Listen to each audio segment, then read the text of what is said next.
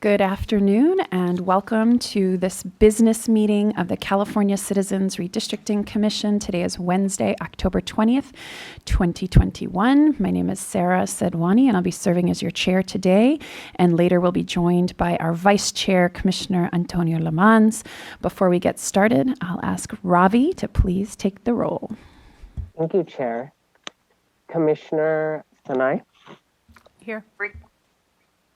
Commissioner Taylor. Commissioner Taylor. Commissioner Toledo.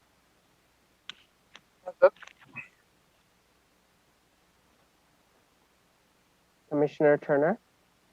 Here. Commissioner Vasquez. Commissioner Yee. Here. Commissioner Ahmad. Here. Commissioner Akutagawa. Here. Commissioner Anderson. Here.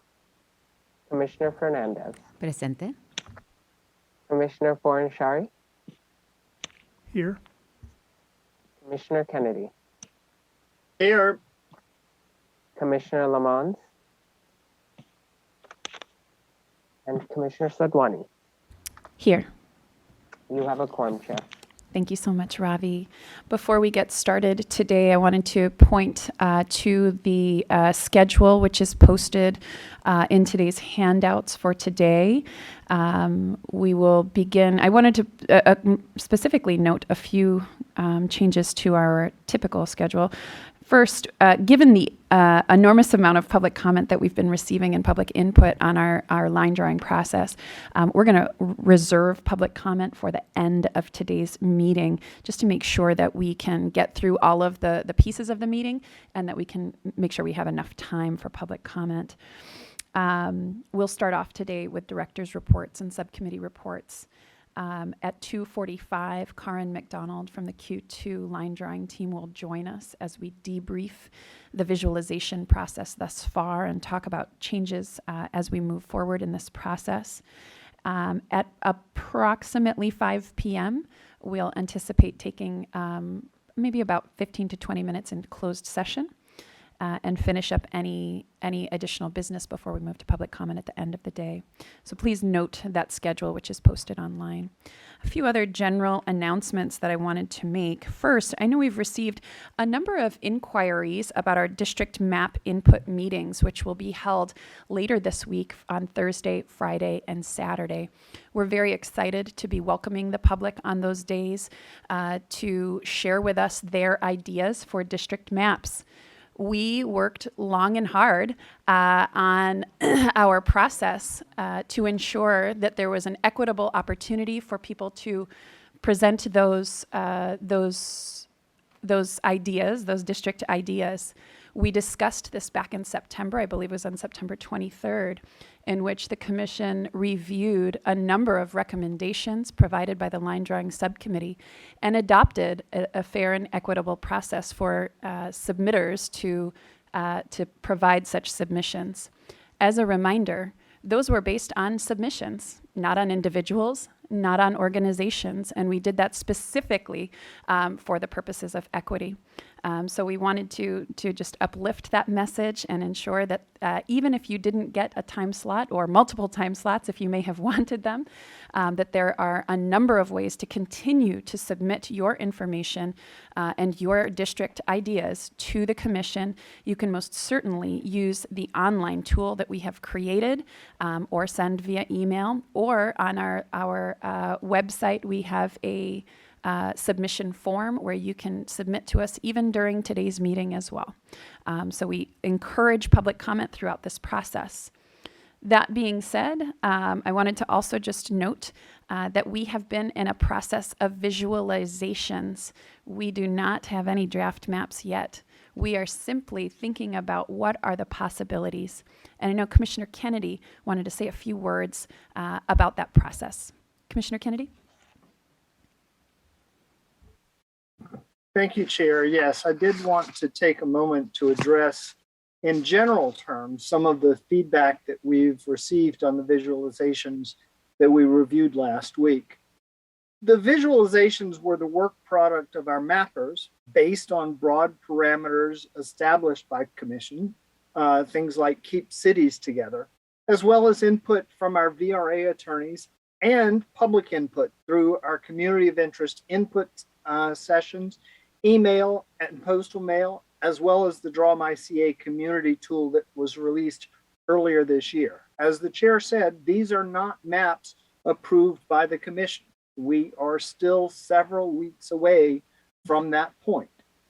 And some of the practical implications of the broad parameters that we set are as much a disappointment to us as they are to the public. And we are eager to address the problems that they generate. So I hope that Californians will be patient with us as we go through the various stages of this process. Not every member of the Commission is familiar with every community in the state.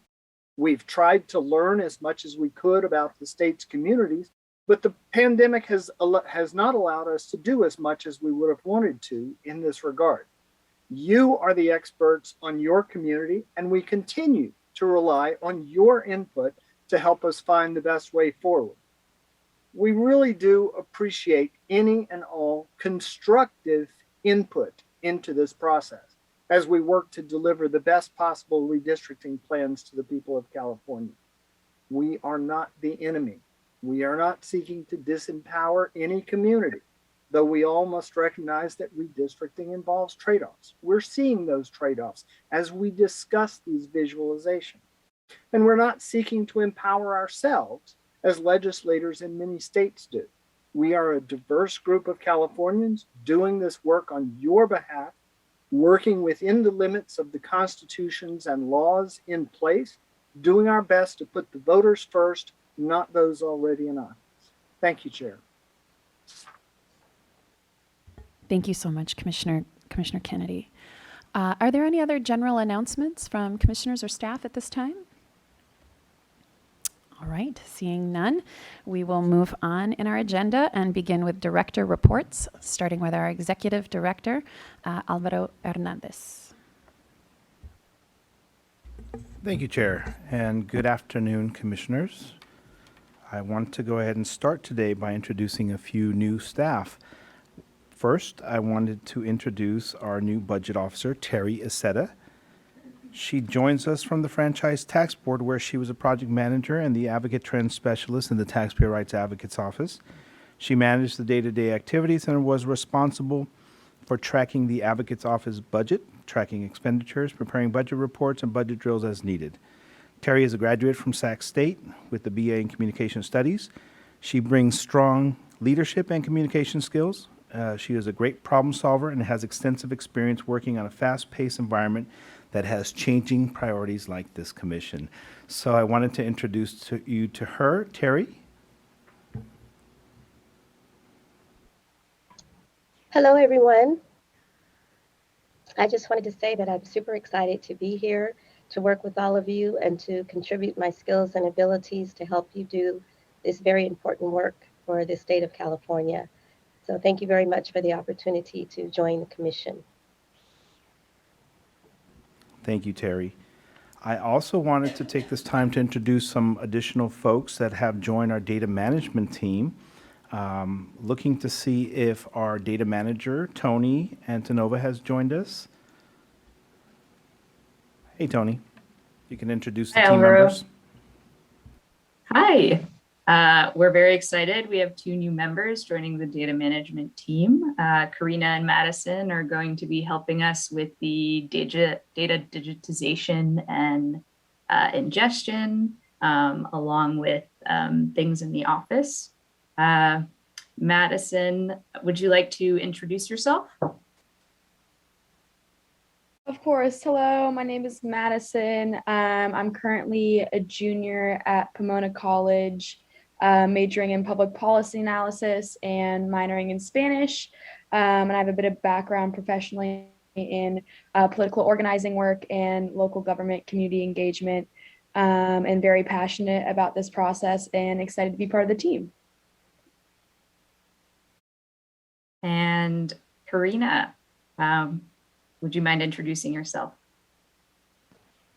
Hi, my name is Karina Gutierrez. I am a recent graduate of St. Mary's College of California in Moraga. I am a double major in Spanish linguistics and ethnic studies with a politics minor. And I am on board and very excited to be working with the commission and reading all public input from the state of California. I am very excited to read all of the stories and counter storytelling narratives that will be sent in. Thank you. Thank you both. And commissioners, some of you may see Karina in the office if you are up in Sacramento today. So feel free to say hi. Thank you, Tony. Thank you, Madison and Karina. Welcome, and welcome, Terry. We are very excited to have you all on board.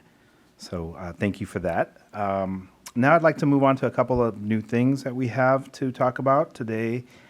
You'll find under the handouts a meeting schedule. It's been updated to include all of December. There have been some minor changes to the names of some of the meetings that we had previously posted. So I wanted to make sure that you had a chance to take a look at that. We are still going to possibly have to fine tune some of the times, and there may be some additional adjustments that we have to make as we move forward. So we'll keep you informed as changes are coming up. We'll be posting the agendas, and they will provide additional information. I did want to ask the commission to consider one of the dates and the time scheduled for one of the dates, given that it is a public input meeting for November 20th.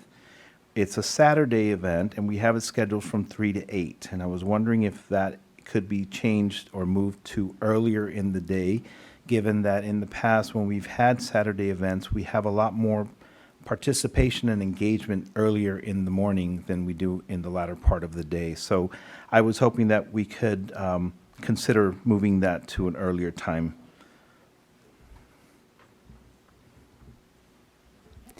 That seems reasonable, but I see a few hands. Commissioner Fernandez? Thank you, Chair. Yes, I think maybe like a 10 to 3 would be appropriate, like a 5-hour block I think is a good time frame. And then I was just I know you said that you're gonna change some of the times potentially. In December, most of the meetings are from 9:30 to 4:30, and for those of us that'll be driving back and forth every day, if we could maybe make it 10 or 11 start time, because I anticipate our meetings going late. And for some of us that have to drive home and then come back, it'd be nice to have a later start. But I don't want to be too selfish about it. Just consideration. Thank you. A reasonable request. Commissioner Anderson? Thank you. That's exactly what I would like to propose. And do we need to vote on that, or could we actually do 10 to 3 on the 20th of November? And I think it's from the 11th or 12th on, 10 to 5. Do we need to do? I don't believe that we need a vote. I think it would make sense to make those changes. Great. Okay.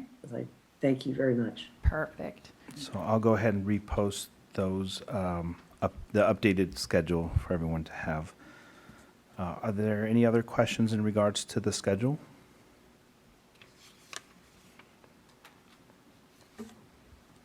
I don't believe so. All right, well, thank you. Was that the end of your report? Oh, No, not yet. oh, okay. Actually, I see some questions coming in. Commissioner Turner? Yeah, thank you. I don't have a question. I just wanted to say thank you to Alvaro and Robbie and whoever else got the schedule out through to the end of the year. It's extremely important that I have them. And so I just wanted to say, express my appreciation for you doing that work of getting it in. Thank you. Indeed, and I share that appreciation very much. Commissioner Kutagawa, were you trying to get in there? Yes. Again, too many buttons to push right now, like lower hand, raise hand, all that stuff. Can I just ask a quick question in terms of clarification around changing the times? I know that we have to do the 14-day notification. So does that mean, because I do support starting a little bit later, does that mean that then from the November 4th meeting on that we would actually change the time, because then we could still notice within the 14 days? Because the 14 days is November 3rd, but I'm just trying to get some clarification on understanding time schedules.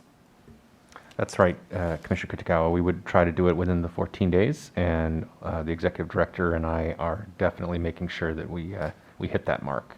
Okay, so then are we saying that any 9:30 meeting is going to now move to possibly 11 a.m. or 10 a.m. or something like that? Commissioner Fernandez?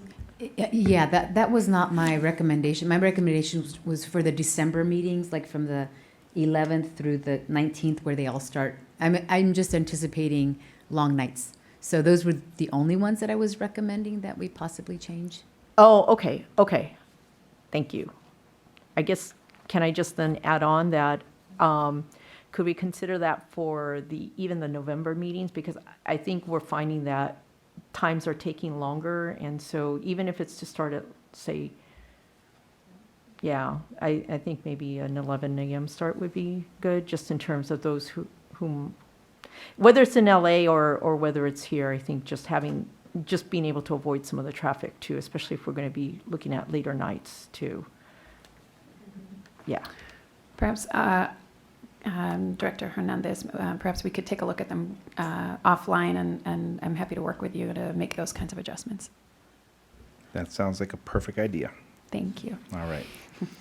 So I will continue with my report here. I wanted to let you all know that we have secured a location in San Diego, and we'll be sending the commissioners detailed information for that meeting set, which is from November 7th through the 10th.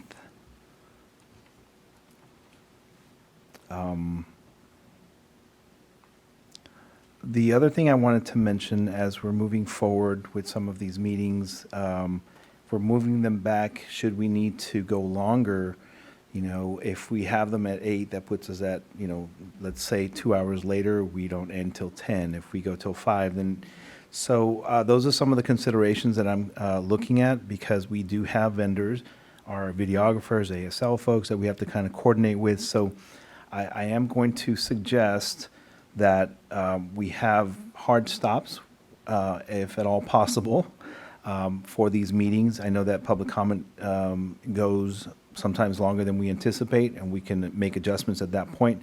But it really is important because of our staffing requirements that we have, our contractual obligations that we have with those vendors, that we stick to somewhat of a schedule that doesn't constantly change. So I'm going to suggest that, and as we change and make modifications to this meeting schedule, just keep that in mind as we move forward. I appreciate that. Yeah, if I may, I just wanted to, again, give a huge thank you to some of our vendors who were able to support us last week, as we did go late many days, not just last week and the week prior.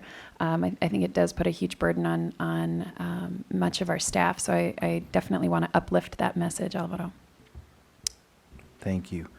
I also wanted to give a couple of updates on the following topics to respond to Commissioner Kennedy's requests at the last meetings. So I'll begin by giving an update on the paper COI. The printing of the paper COI has started, and we estimate the shipping will begin later this week and early next week to the incarcerated population facilities. Staff will send out copies to the other organizations. These large amounts of copies of the paper COI will be sent directly from the printing office, or from the Office of State Printing, directly to the facilities, because they are such large volumes. Anything else, we'll be doing them from our office. I've also been working and talking with our data management team, so they are prepared to, when we start receiving those paper COIs back, how to ingest them into the database. So those conversations have begun. I wanted to also give you a breakdown of a quick summary of some of the other activities. So the video that Freddie's staff has completed has gone out to the facilities, so they probably have already shared that information and are anticipating the receipt of these paper COIs. The breakdown of the incarcerated population. So for the adult population, there are 36 facilities. The volume of paper COIs that will be going out is 99,550. For the juvenile population, there's 42 facilities, and the volume for that will be 3,705. For the county adult populations, there's 116 different facilities, and the volumes for those is 5,750. For the county libraries or city libraries, there are 73 locations that have requested paper COIs, and that's a volume of 16,870. So we have quite a few going out, over 100,000 of these paper COIs that will be going out. We also have it available on our website in the multiple languages for those who wish to download it and send them in. Any questions on the paper COI? All right, I'll move on. In regards to the 2010 website, I shared with the webpage subcommittee that staff has been reaching out or has reached out over the last couple of months to the Secretary of State State Archives Office, the California Department of Technology, and the State Auditor to see if there are any options to hosting or maintaining the 2010 website somewhere. They don't have a vehicle for that. They don't have options for us to have the entire website. There are some other options, and that's something that we'll be looking into. But it's not looking like we're going to have an active 2010 website available or displayed anywhere at this point. We're still going to continue to work with the subcommittee, and we'll be talking about whether other options we might have. If not the web page, maybe we have a way to capture the documents and maybe do a narrative. Because I think when I've looked at the website for the archives, a lot of them are in a narrative format, so they provide the context for the documents. And so it appears to be much more than a easy, just move that website over there. It might be a little bit more involved. So we're looking at those options. I did want to remind everyone, and I'm going to highlight a couple of concerns and issues that we've come across in regards to the 2010 website. One, and I mentioned it before, it's not ADA compliant, and it would require a complete overhaul, which would, we need to have someone who has the expertise to do it, staff time, and other resources to do so. The website is also unstable because it is technology from 2010. So again, if we were to do a complete overhaul, it would be with new technology. It would look different, slightly different. But at this point, that website as is could potentially crash again. It's already crashed one time before, so I wanted to point that out. And then finally, there is a minimal cost of $500 per month to maintain the website. And that's something that we haven't really discussed, and that's something that moving forward, and I've raised this with the subcommittee for the 2020 commission, that's something that we'll have to discuss how we're going to do that moving forward as well, and the maintenance of it. And, because this particular website is very unique in that we have embedded the database, we have a lot of things on there that need some type of support. And in 8 years, I don't know how that's going to work. So that's a conversation that we have to have at some point, and I'll be working with the webpage subcommittee. I believe this is probably going to be part of the lessons learned subcommittee to really figure out how we do that moving forward, and what can we do now to ensure that this website is available for the 2030 commission. Any questions on the 2010 website? Okay, I'll move on to the next topic. Transcripts. This is another topic that Commissioner Kennedy has raised a number of times, and I have tried to provide as much information as possible. What I can tell you today is that we have a new vendor who will be starting next week and will be doing the transcripts moving forward. They're also going to be listening to the transcripts from October and providing those, listening to the videos of this month and providing the transcripts for October.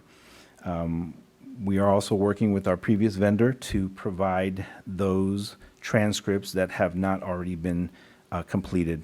And so I will apologize to Commissioner Kennedy. I haven't had a chance to provide him a list of those meetings that have received transcripts. I'm working on it, and I will get to that as soon as I can. Unfortunately, I haven't had the time. And then finally, well, let me stop there and see if there are any questions in regards to the transcripts. Okay, let me move on to the last topic on my agenda here, database update. So the commission has been looking at visualizations, and they have been a little bit hard to follow, so I hear. So I have been working with our data management team and also the line drawers, Karin, Jamie, Andrew, to figure out if there's an option for us to display the shape files or the different districts that are being provided in easy to read, easy to access way. And so at this point, I wanted to turn it over to Tony to share what we have come up with. So Tony?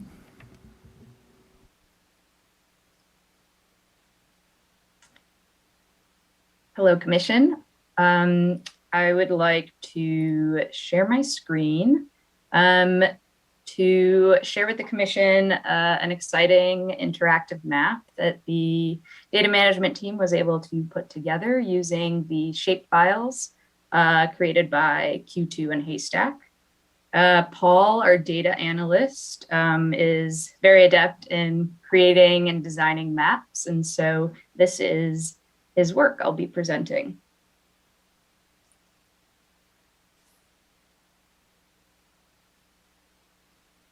So Paul was able to create an interactive map where we can upload different shape files of the visualizations as a number of layers. This is what it will look like more or less. But I do want to give the caveat that this is a first pass and that we don't have the real data yet. So this is a bit of a beta stage presentation. Essentially, it's going to be a map like this that you can zoom in on. The more you zoom in, the more detail the map gives. You can see that Paul has uploaded county lines and incorporated places and CDPs, but those things can be turned on and off if they're crowding the screen. As you zoom in, you can go really in depth if you really wanted to look at like street names and things like that. That is available in the map. And the idea behind that feature is that when you're looking at the boundaries of the different district visualizations, you can get as detailed as you would like. So the way we are conceptualizing the visualizations right now on the map is to have them each as a different layer in this panel on the right.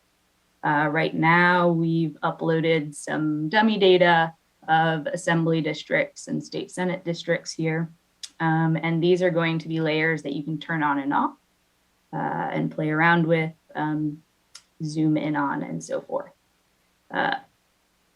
By the final web app stage, we should have layers for every one of the district levels. And we'll be creating that as soon as we receive the real data. I hope that this makes the visualization interaction process a lot easier. It's really exciting that we actually have access to a tool like this, and Paul's knowledge of maps and design. He really is, able to communicate a lot of information visually that I think, and this can really help the commission and hopefully the public have a better understanding of what we're doing. Thank you. I'm happy to answer any questions. Perfect. I see there's a number of hands, and so I put myself in there first because I wanted to just say thank you. This is incredible. I know that this district viewer map was something that has been in the works for some time, but we weren't anticipating having it available until later on in the process in November when we get closer to actual draft maps. On Monday, Commissioner Anderson and I met as a part of the, I don't know if did the sound just go off? met as a part of the line drawing subcommittee and said, we need this now. Today's Wednesday, and this is an incredible mock-up. So well done to Tony and the team and Paul. Thank you, thank you, thank you. We have a number of other changes that we're going to talk about for the line drawing process and the visualizations as well, but we'll save those for the line drawing subcommittee. Freddie? Yes, thank you, Chair. I just wanted to add that, yeah, going through last week's iteration of visualizations and posting that on our website was a headache for everyone involved, I think I can speak for. This is a great solution. We no longer would be posting PDFs of visualization, so this would allow folks to zoom in and out and see multiple layers at the same time without fumbling through papers or even the PDFs, which are very limiting. So thank you so much for this. This is amazing. Awesome, thank you. Commissioner Ahmad. Thank you for this. I echo the sentiments of my colleagues. I just had a quick clarifying question. Would each of the visualizations have their own layer, or are you planning to stitch them together as shown in some of the more later visualizations? I can, Tony, you're welcome to answer it. I can also just jump in to say the next phase of this process will be a statewide map. So the line drawing team is already planning to stitch everything together. So we'll talk more about those details in the line drawing subcommittee report back, but we will no longer have individual regions in any case, so it will be a full map. Tony, was there anything more you wanted to add to that? No, that covered it. Thank you, Commissioner Sidwani. We'll be receiving statewide maps of the district proposals. Mm-hmm. Commissioner Turner? Thank you, Chair. Again, echo the same sentiments. This is amazing. I thought Commissioner Ahmad was going this particular way, and maybe it took a turn. The question that I had was, again, around the way the map will appear. And I'm asking specifically about the different visualizations. So we had visualization A and B, and then we also asked the line drawers to go back and do a different visualization. So on this map, would we be able to toggle off and on what does the connection looks like if we choose visualization A as opposed to visualization B, or how is that going to work? So that's not necessarily stitching together the entire state. That's going to be wonderful. But I'm asking about the different choices or options of districts that we currently have. How does that work with toggling off and on?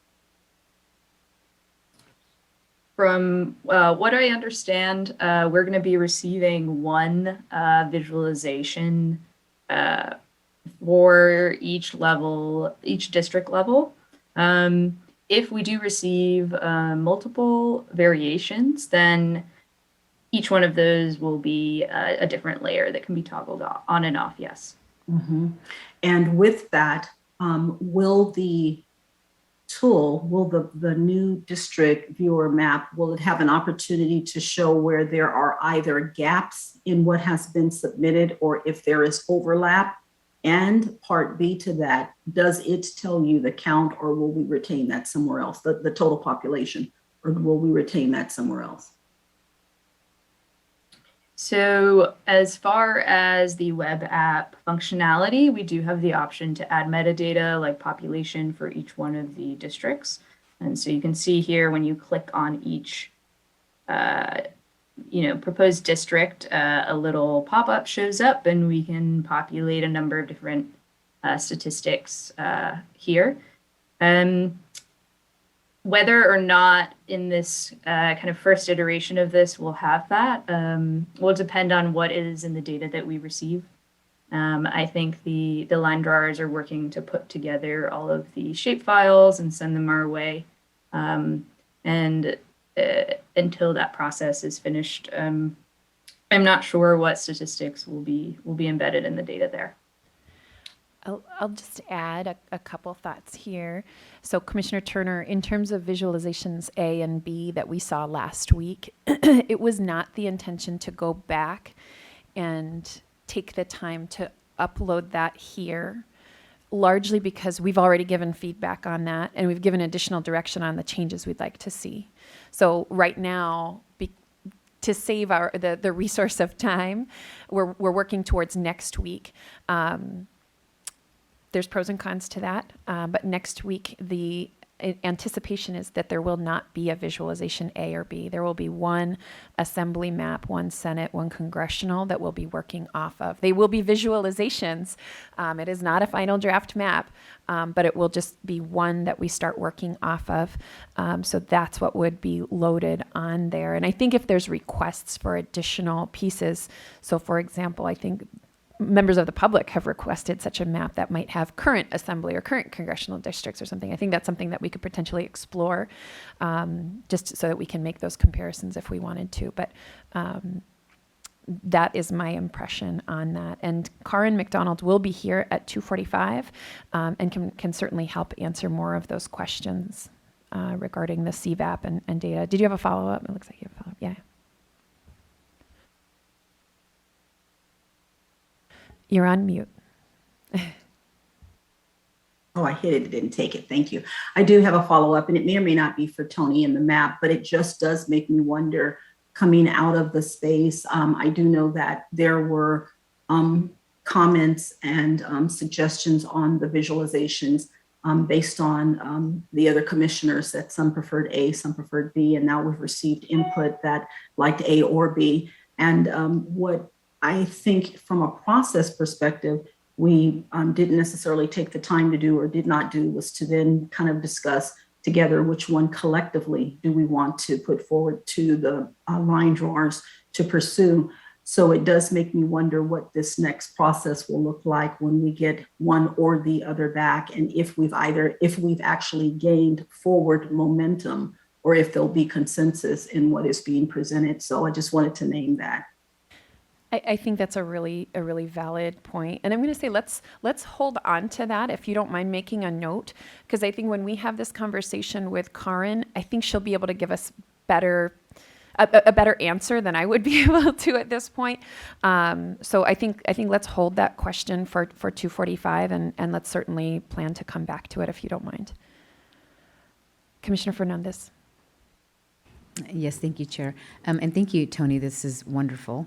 I'm not sure if this was what Commissioner Turner was referring to, but what I would love to see, and I love this map, but I'd also like to see all of the input that we've received, like within the map, so that when we drill down, we can see, oh, okay, we've got a community of input saying don't split this or keep these communities together.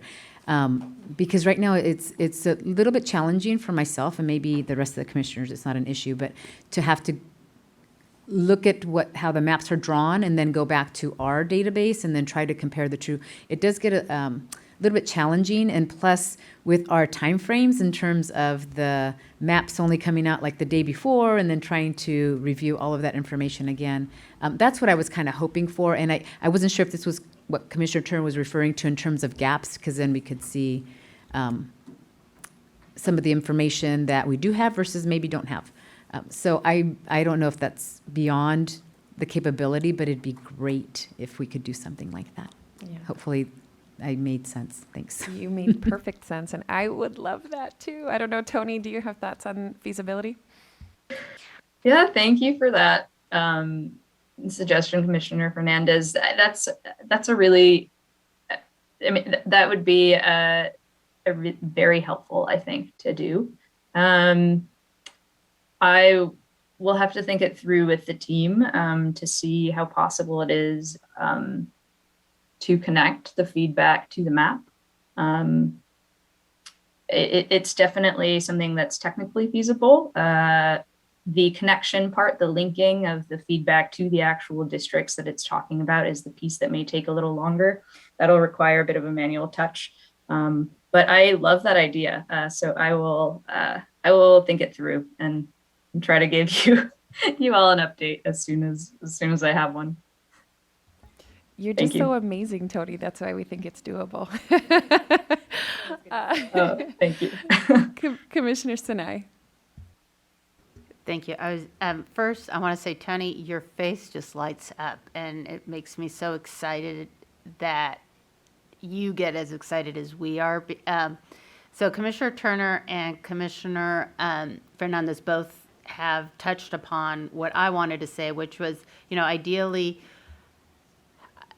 I think we need to think about how we tell our story of our process with our data, and how do we go from COIs to visualizations to plans to maps to whatever we're calling each time we keep. But I think we need some of, and it might not be the same tool. So it might be we have one tool for today and all the work that we're doing on that day. But we also need to think about how does the community look at the past visualizations, so that if they're like, someone told me this was being cut, where is it? And I don't like them as a handout for the meetings, but an actual, I hate to say this, a new tab or something on our website so people can find them, or even under data, you can click on past visualizations. And we call them past visualizations. People know they're past visualizations. I definitely, from the very beginning, I know Commissioner Turner has mentioned this too, how we got to where we are. So what COIs are informing that iteration of the visualization. Wow, that's a lot of iterations.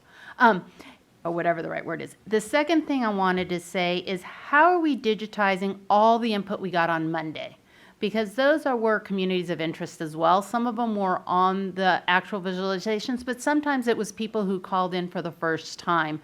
And I don't want us to lose that. And right now, it is getting complicated to go, I just sat on the plane going through some of the reports I downloaded and finally figured out a system for myself.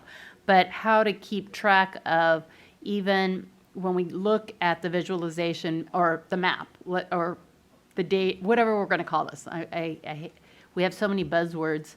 But if we were going into today's visualization, what you just showed, Tony, and we clicked on a region, it wouldn't be just what COIs are feeding that, but also what community district maps and all the data that kind of went in there, so we can review all of that and then come back and say, okay, this is making sense or this isn't making sense.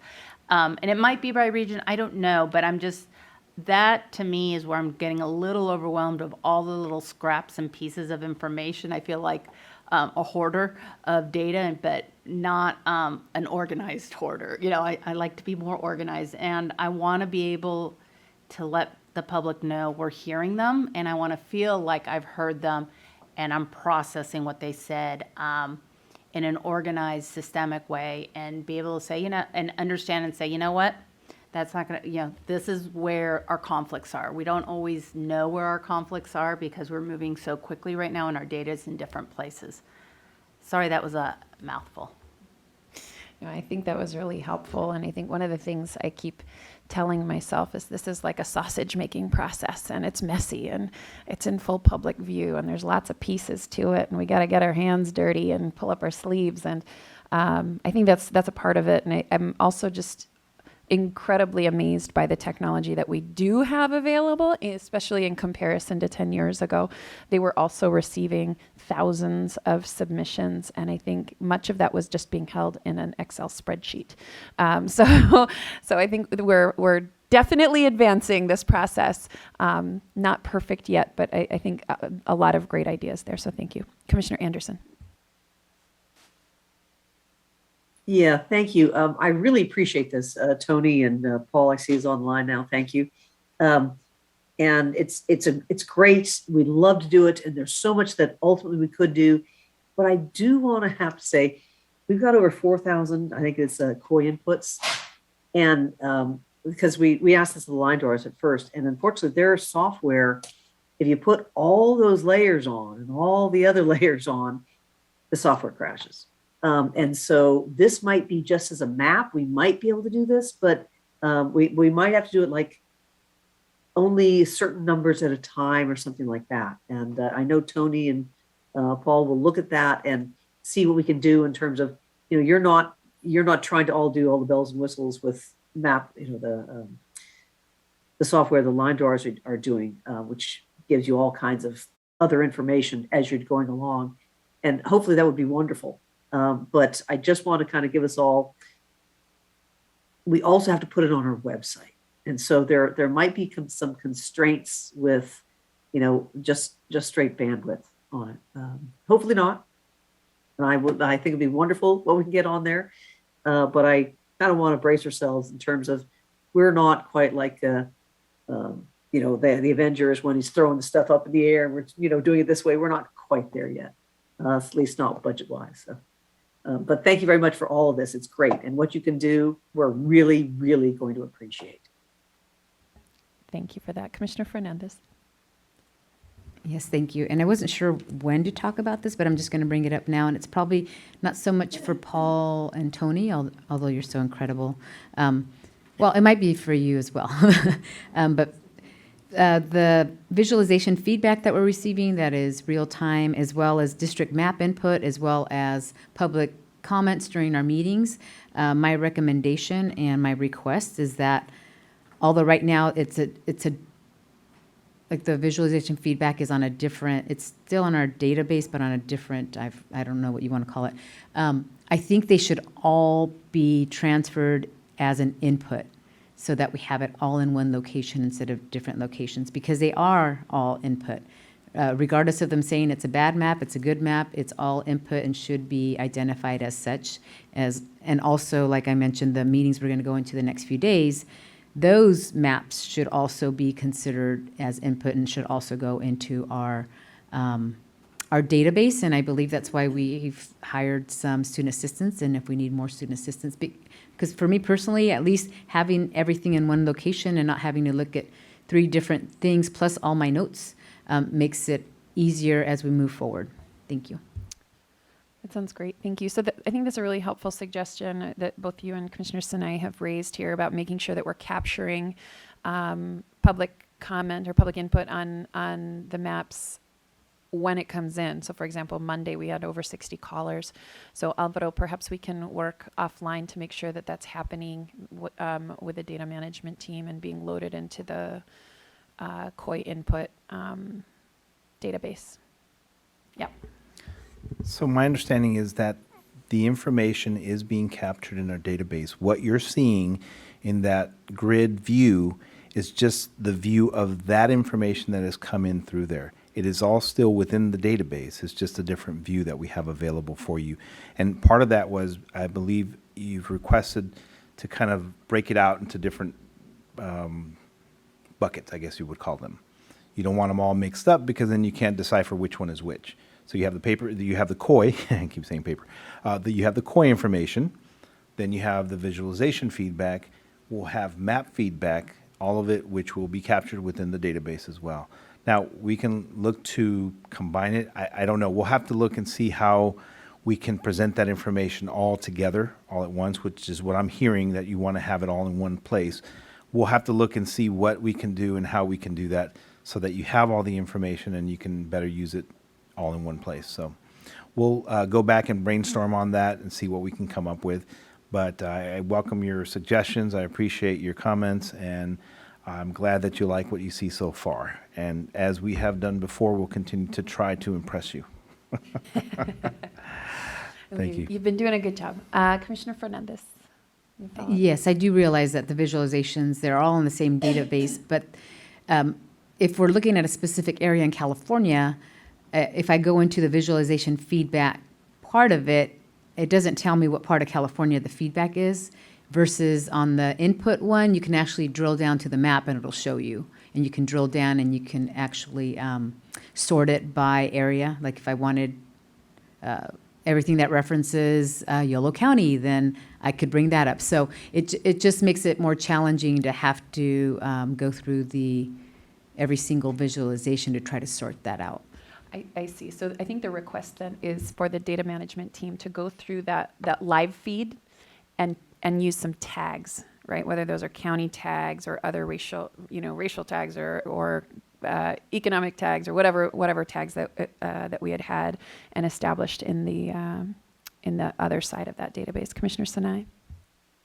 I think the tags is a great idea. I just want to remind everyone that the purpose of the visualization was to get it in real time. And so when we created it as a public, the outreach subcommittee worked with staff to create that, it was like, we don't want to wait 2 to 3 weeks like we have on the COIs. We want them right away. And so it's not, and we wanted to keep it simple for the public. So the public was our audience and we were the audience. You know, it was a double audience, and to keep it as simple. And I think staff did an amazing job. And I also want to say thank you, because for the district the ones for the next few days, I was like, wait, what organizations are submitting these? Because that column was missing. And within like minutes of me asking that column was put in. And, you know, I appreciate that we are working collaboratively to figure this out. Some of the things make sense for you all for some reasons, and then we still need other pieces, and we're just learning from each other. So thank you so much to staff, and just to keep reminding ourselves that this is an iterative process, not only for the map making, but for the data and for collecting and for working with the public and staff. And so the visualization feedback form and that grid just makes me giddy, because it is in real time, and it changes within 5 minutes. It can change, and so that was exactly what we wanted, and that was created within less than 24 hours as well. So thank you so much to everybody. Thank you. With that, Alvaro, did you have more on your executive director's report? I did, believe it or not. I have quite a bit. No, not a whole lot to go. But I did want to mention a couple more things. Back to the meeting schedule. We have as I mentioned, the San Diego location secured. That's on the 7th, 8th, and 9th, and 10th. And so thereafter, the other meetings will be either virtual, or you're welcome to come to Sacramento as well for those. The meetings on November 22nd, 23rd are as needed. And so more information will come. I think we just want to have it on the calendar. But as we get closer to agendizing those, I'll be working with the chair at the time. And so to finalize the agendas for those meetings. And with that, I wanted to also raise the question about the chair rotations. And I think Commissioner Yee was going to share some information on that. Thank you, Director Hernandez. Yes, so as we've gone into the visualization and line drawing phase, obviously our meetings have become more frequent and more numerous. And so this raises the question of whether we should adjust the chair rotation to adapt to that. And Commissioner Lamons, the incoming chair, asked me to take a look at that rotation. And I'll go ahead and share my screen and talk you through some ideas. So up to now, so quick bit of history. You'll remember we started off with a policy back in last September 2020, that was strictly alphabetical and a strict political rotation. And we turned out to be unhappy with that, just the way it turned out. So last December, almost a year ago, we started a new policy. This created mixed gender pairs of commissioners for most pairings, and that's the rotation we've been operating under up to now. We never had a strict time length per segment. It started off as 2 full agendas plus ancillary meetings, and that just ended up being about 3 weeks, 3.5 weeks, and that's been the general time frame for most of these terms for pairs of chair and vice chair, including the current chair, Commissioner Sadwani, who's powered through an incredible series of meetings, and for a full 3.5 weeks now, as she finishes up later this week. So the question is what to do from here. 2 considerations. One is, do we go to a shorter rotation? So for instance, do we go to a 2-week term? That would still involve about 3 clumps of meetings. As I looked at it, that seems, fair. On the other hand, that is a more frequent turnover of chairs. And Director Hernandez, if you have any thoughts on whether that's, that makes life just a lot harder for you to have chairs changing more frequently, we certainly want to hear that. The other thing is that going into early December then, as the rotation is set out, actually at the end of November so upcoming, we will have Commissioner Lamons after Commissioner Sarwani, and then Commissioner Turner. after Commissioner Lamons, and that will actually end one full turn of this plan. Now, of course, the thought was to simply go back to the top and start all over again, but there's a catch there, and that is that the top of the order goes back to Commissioner Taylor. He's the one that started off this current rotation. And as he shared with us, and I actually checked with him last night, he said, especially for that cluster of late night line drawing meetings, December 12th through 19th, he can commit to most days, but not all days. Sorry, who was that? Commissioner Taylor, yeah. So this raises the question, do we nevertheless power through with the current rotation, or do we in fact call it a wrap with the rotation when we wrap up the one full turn at the end of Commissioner Turner's upcoming term, and maybe think about some other chair arrangement for the rest of December, as we do the final line drawing, crunch time, red zone, extra innings, period, or what? Yeah. So, so thoughts. I don't have any proposal for that. I'm not, I would certainly support Commissioner Taylor if he wanted to simply power through and make liberal use of vice chairs while he were chairing that term. Or maybe we do just reopen the question, see if maybe there's some other chair pairing that might make more sense for that time. I don't know. I'm wide open, so. Very good, thank you. It looks like there's some feedback. Commissioner Turner.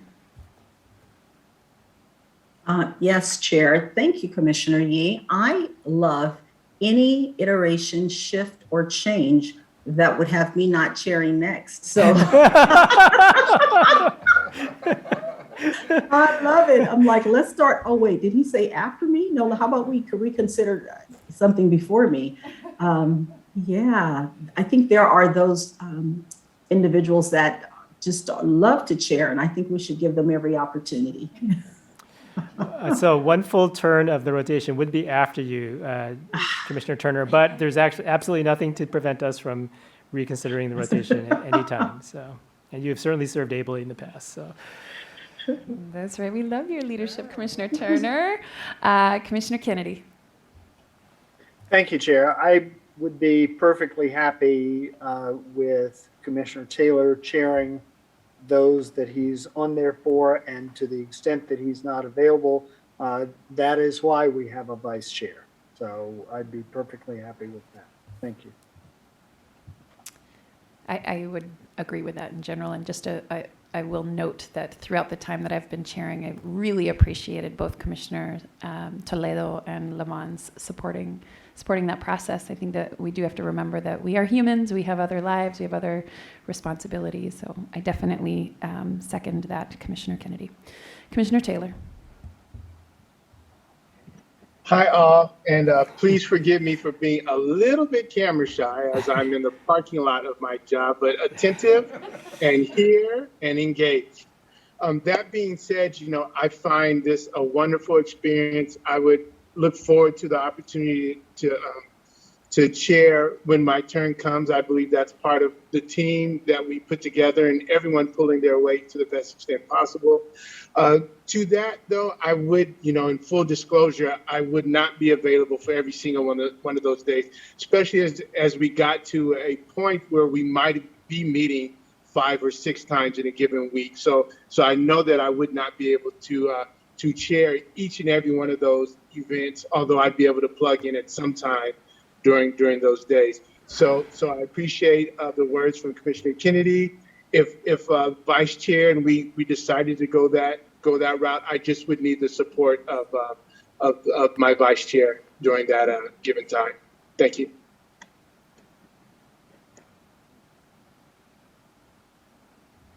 Commissioner Kutagawa. Yeah, thank you. And thank you, Commissioner Yee, for doing this. I'd like to make maybe a couple alternate suggestions to what you have here. I think given the kind of the number of actual days for the meeting, perhaps suggestion 1 is instead of 3 different meetings, like for example, I think we have upcoming for Commissioner Lamons and Commissioner Turner, perhaps having Commissioner Lamons chair the 2 meetings, and then starting with the November meeting, have Commissioner Turner chair 2 separate meetings, because they're adding up to about roughly 6 days.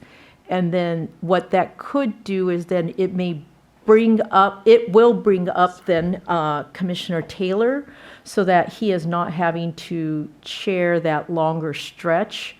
Because I do support, I think Commissioner Sadwani, you're right, we're all human, we all have things, and sometimes that is why a vice chair is there.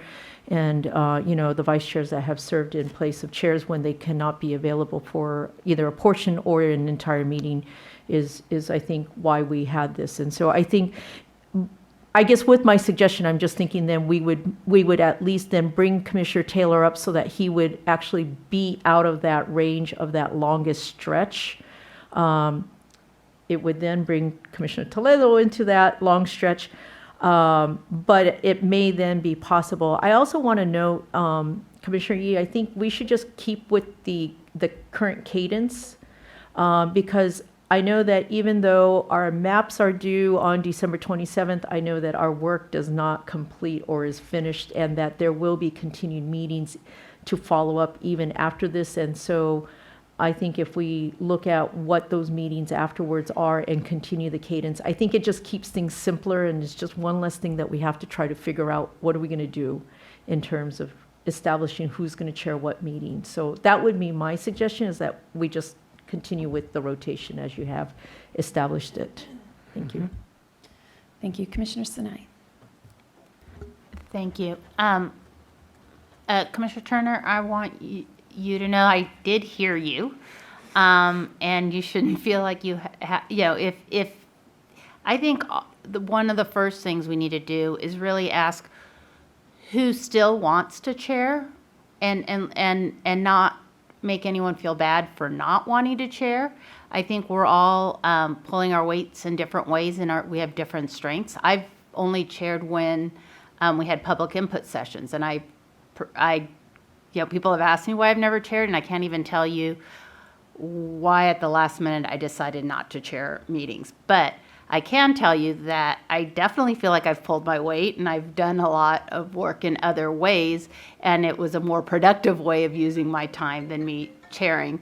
And that you all may, I'm a great facilitator, but I may not be a good chair. I don't know. But so I think we should all listen to what Commissioner Turner just said, and she said she needs a break, and let's give her the break if that's what she's asking for. I'm putting a few words in your mouth, so I apologize, Commissioner Turner.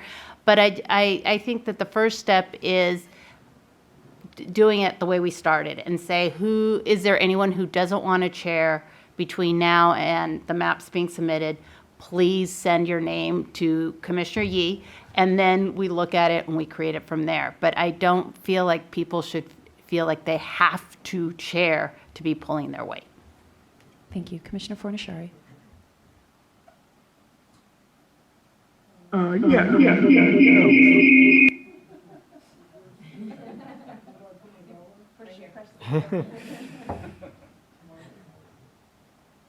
Oh, I'm not on. Okay. Where do I put my dollar is what I said.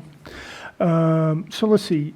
A couple of observations from my recent time as chair. It was a grind, and I'm sure, and it's even more of a grind for Commissioner Sadwani right now. And the grind was that there were so many different things happening, and the background time that I spent, it took a ton of time just to plan the meetings, to have conversations about how we're going to change things down the road. And I found that it was really difficult during the time I was chair to focus on the work, right? And it's all the background work, and you're chairing the meeting, and you're focusing on chairing the meeting and the timing of the meeting and everything else, and it's really difficult to engage in the work. And so I guess what's coming up for me is the meetings we'll be having in the near future through the end of our maps are kind of going to be sort of similar. There's going to be some tweaking as we go along, but maybe somewhat similar. So maybe a week rotation would be best. I know makes it a little more challenge for Director Hernandez. But I think it makes it a little fairer to the chairs so that they get time to spend and go through the input and digest. So just my thoughts.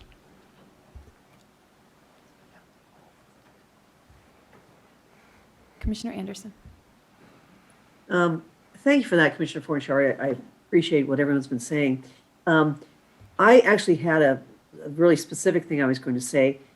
And I guess I would like to hear what Commissioner Lamons has to say later. Because what I was going to propose is basically the next 3 sets of meetings are similar in that, the 27, 29 statewide maps, November 1st, 4th, similar statewide visualizations. November 7 to 10, it's live line drawing. Then I would propose that Trina does, because Commissioner Turner, you were so fantastic at public input. The meetings that you held, that you chaired, you were really, really very good at that.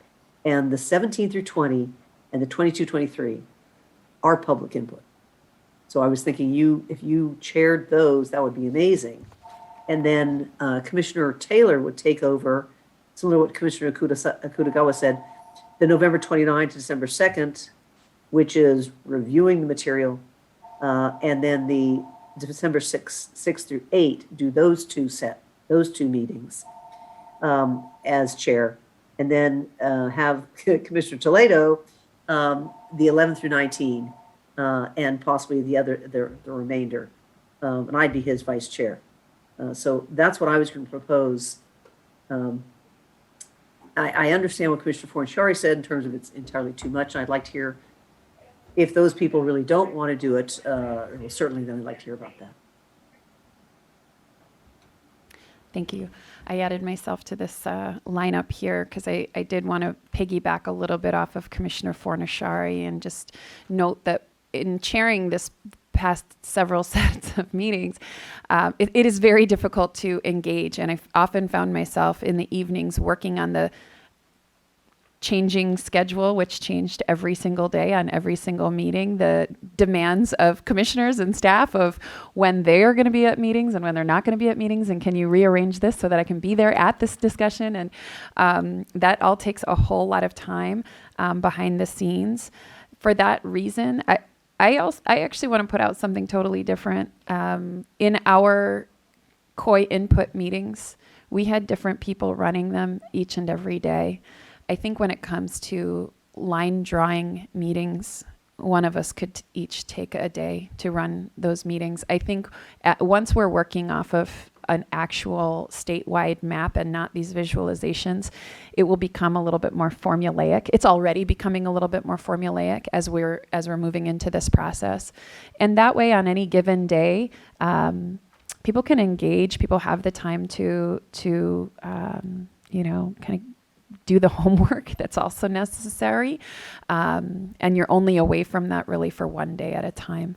The chair could still be the chair, and we could even follow the same schedule. There's always other chair responsibilities in the background having to do with the business of the CRC.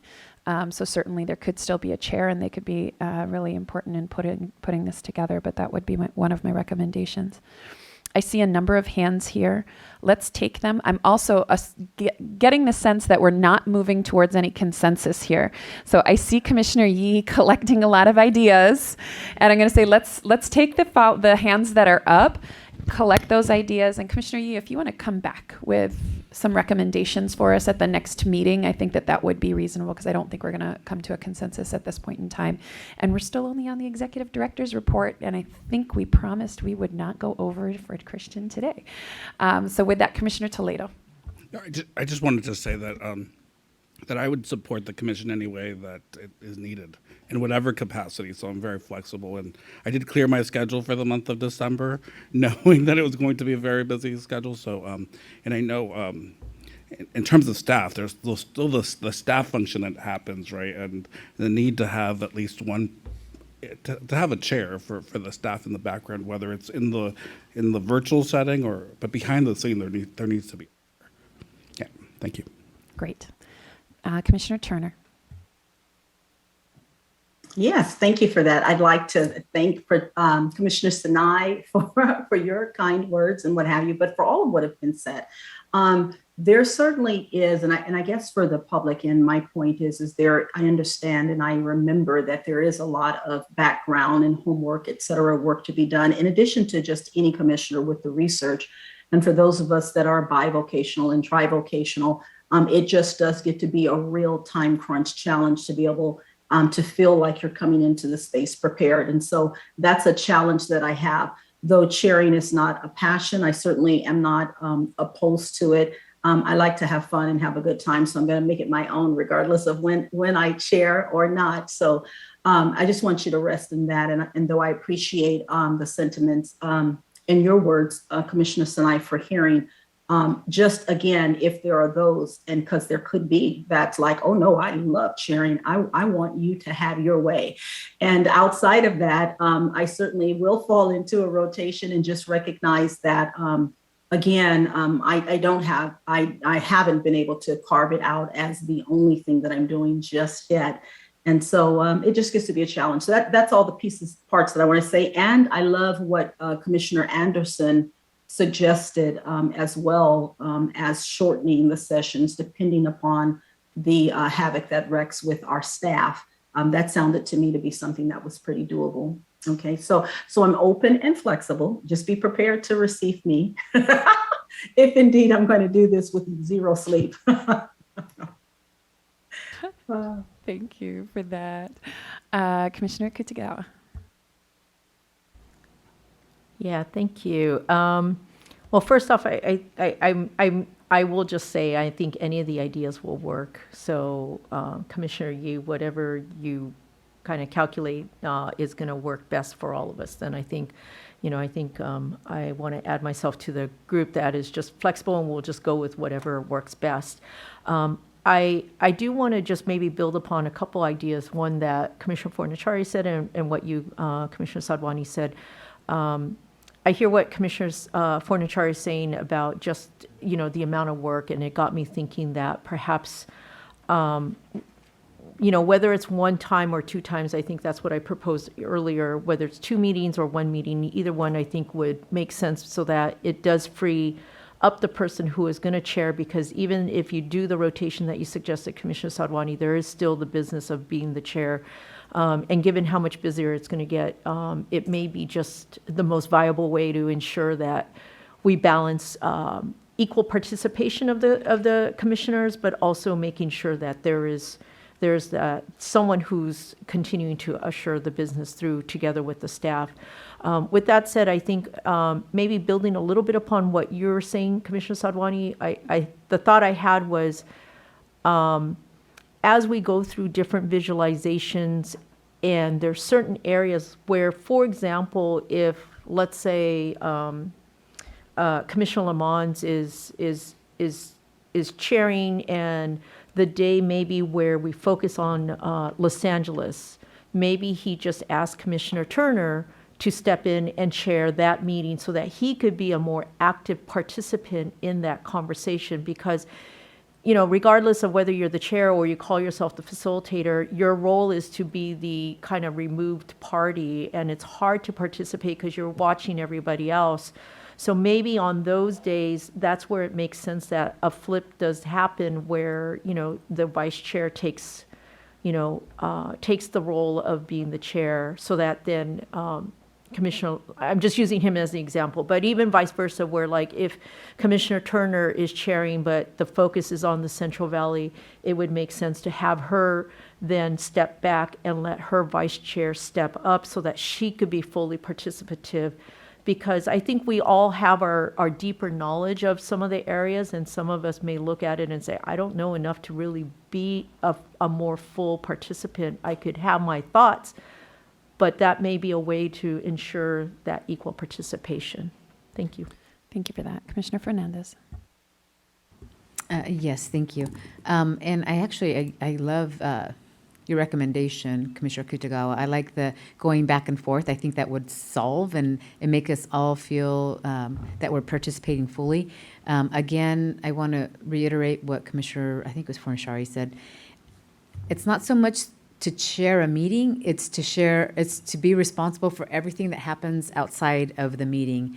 And so like 1 week blocks would probably be good moving forward, because it's just too much energy to take away from being able to concentrate.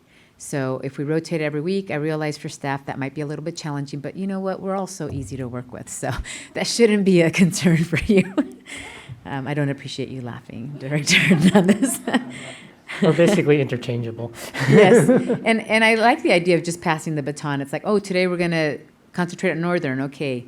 Commissioner Kutagawa, can you take over, whatever the case may be. But I love that concept, but I think 1 week at a time will be sufficient. Thank you. Why didn't we have this conversation before I took over? Commissioner Toledo.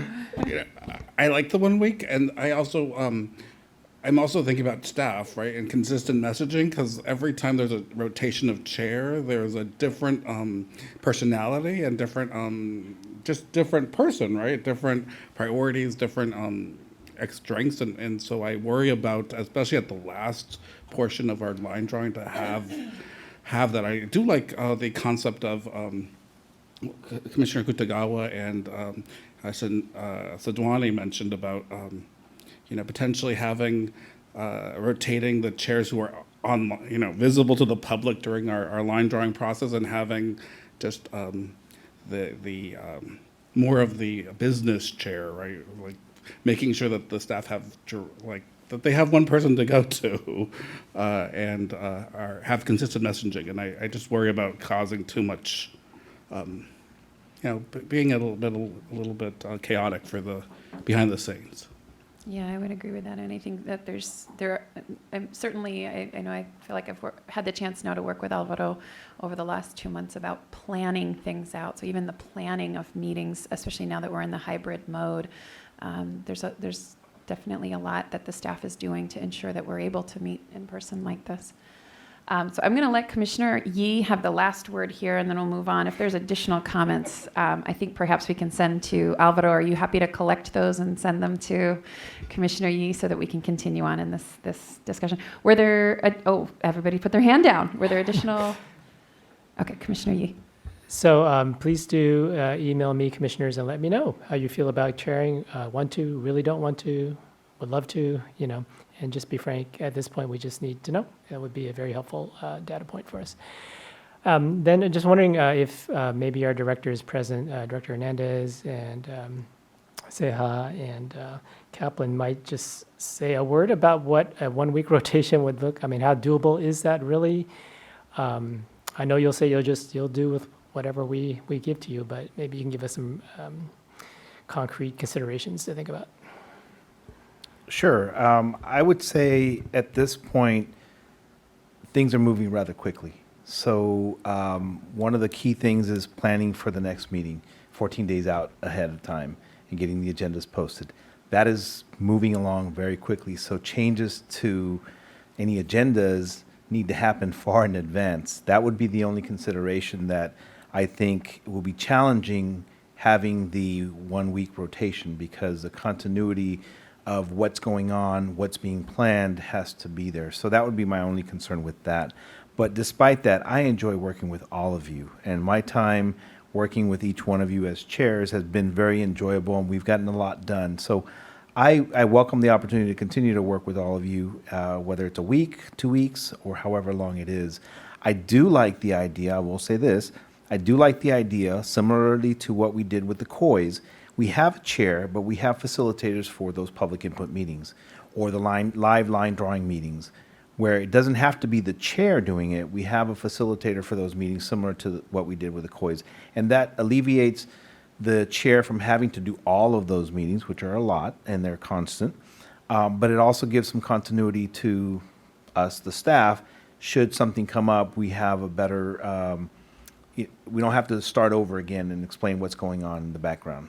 So I think that would be very helpful from my perspective if we were able to do something like that. It's more of a hybrid of what's been discussed already. Thank you.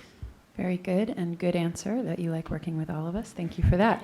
And any additional pieces for the executive director's report at this time, Alvaro? It might be the longest executive director's report that we have on the books, but really good conversation. Indeed. Just two more things that I have. I know, I'm sorry. Just an FYI, we are up against a 2:30 break. I will carry us to the 2:30 10 minutes, break. sir. I'll carry us to the 2:30 break. No, for those public input meetings that we have scheduled from the 17th through the 20th, if we are going to have someone facilitate those, that would be great. One of the things I wanted to ask, does the commission want to have appointments for those meetings, or are we going to do them where we just open the lines and take calls? I think the appointments worked very well when we did the COIs.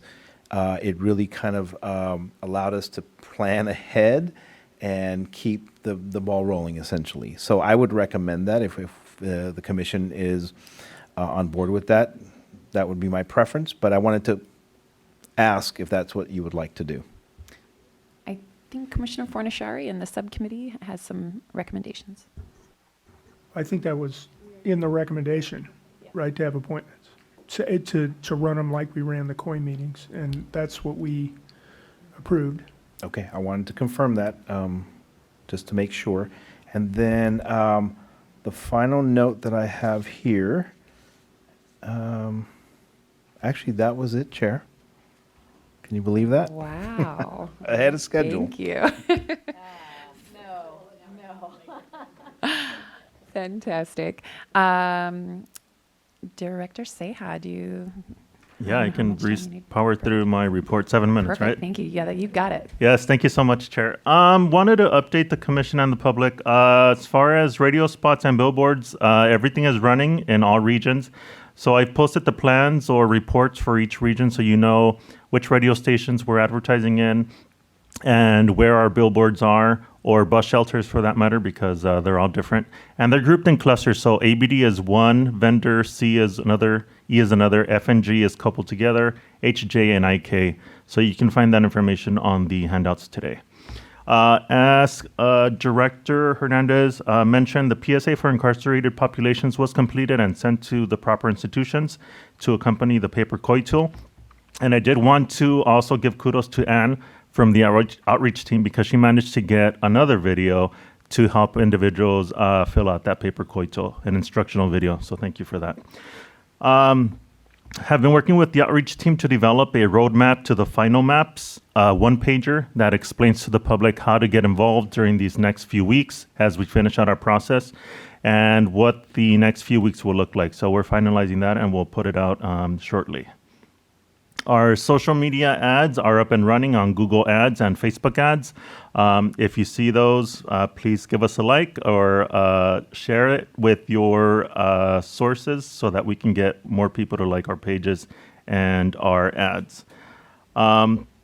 Print advertisements are running. So in addition to billboards and radio advertisements, we did print advertisements in local papers. They've been running in 48 daily newspapers in 26 counties and 142 community papers throughout the state. And I did want to add, Commissioner Ahmed, that Milpitas is one of the daily papers that we're advertising in. So I found that interesting when I saw that. We have replaced the Contact Us page on the website with a form. Before, we just had a simple comment space for individuals to leave feedback. We've revamped that, working with the data team. So we now have a form that folks can fill out. They can attach attachments, maps, or any other documents, PDFs, and that goes straight into the Airtable.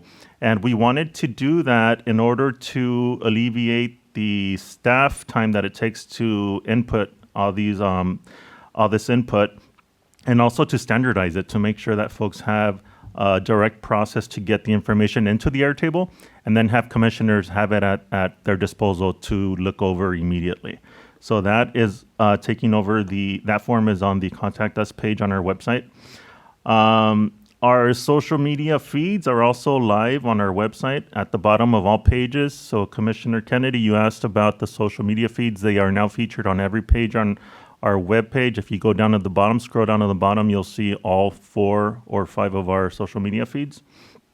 We've also separated the past meetings into a new tab to avoid visitors from scrolling all the way to the bottom of our meetings page. I know that was, some folks would get lost in there when they were looking for previous meetings, so we've included an additional tab on its own for past meetings.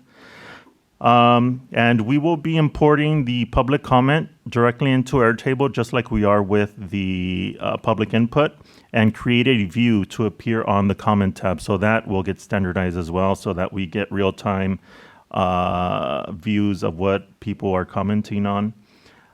We did hold an ethnic media roundtable on October 11th.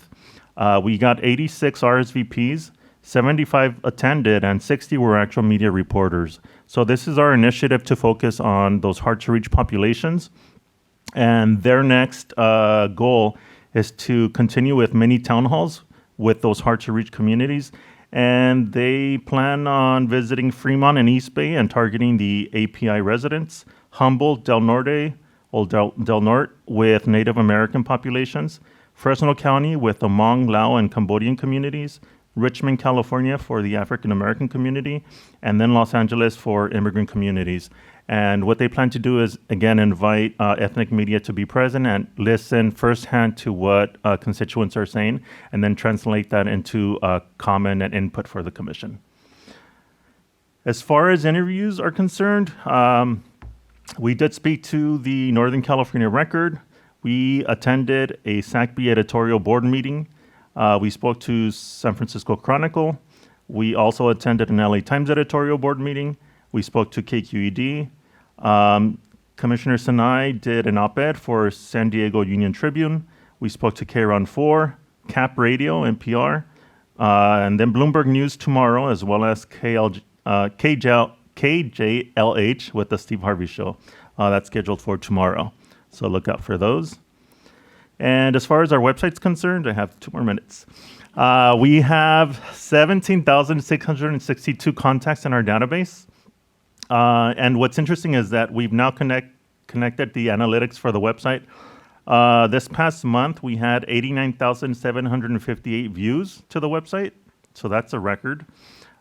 This does include repeats of people going through different pages, so it's the different clicks. We had 17,784 visits to the homepage, and the visualizations for last week captured 14,803 visits. So people are paying attention to what we're doing. And I'm sure everyone's efforts around this table and on the screen have everything to do with that. So thank you so much.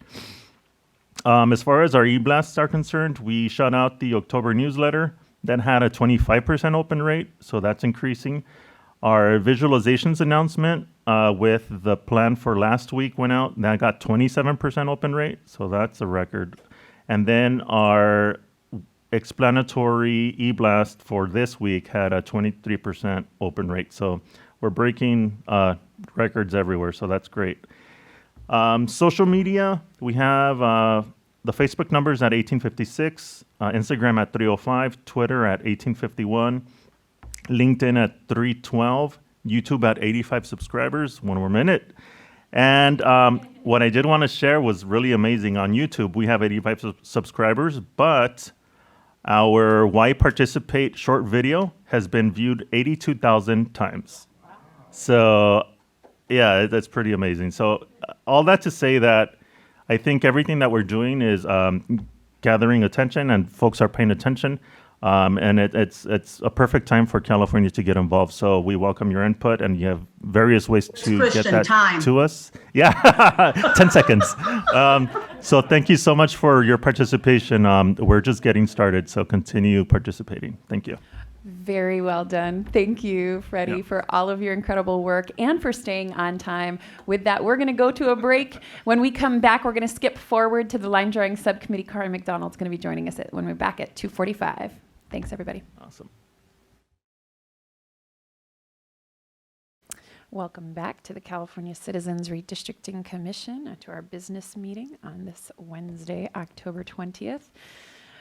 We are going to jump forward in our agenda just a little bit to agenda item number 5, the line drawing subcommittee. We have with us Karin McDonald from Q2 from our line drawing team. Welcome, Karin.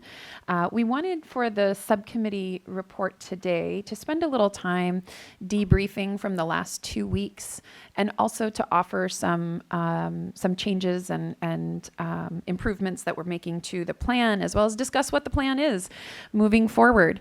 So in doing so, I actually just wanted to start a little bit, and we've actually already begun to hear about some of those plans, and Director Hernandez did a really great job of kind of queuing us up for this conversation with the presentation from Tony of the district viewer that we anticipate being available. So I just wanted to take a little bit of time and walk through some of the pieces that we had heard, as well as some of the changes that we discussed in the line drawing subcommittee meeting earlier this week, before opening it up to a further conversation. And Karin is here to also answer questions, as well as talking us through the next phase of this process. So we heard loud and clear, both from commissioners as well as the public, that the viewing of the visualizations was very difficult. I think that we are all in agreement with that on a number of levels. And so some of the pieces that we've discussed for improvements to that process include the district viewer tool that Tony shared with us earlier today, as well as the PDFs. And I think Karin's team is working on ways to improve some of the views that would be available on those PDFs. We recognize that, especially for a lot of commissioners, myself included, the PDFs were a really helpful way of being able to print it out, write all over them, write our notes down on it, kind of keep our thoughts organized a little bit, and really do that homework. So we really wanted to make sure both were available. As well as, and we saw that improvement from the first week to the second week, adding on the CVAP, the total population, all of those, the population information, which is really important as we move forward in doing this job, the population deviation as well. So those are some of the improvements just on the map piece. There's other pieces, but Karin or Commissioner Anderson, did either of you want to jump in just on that first component?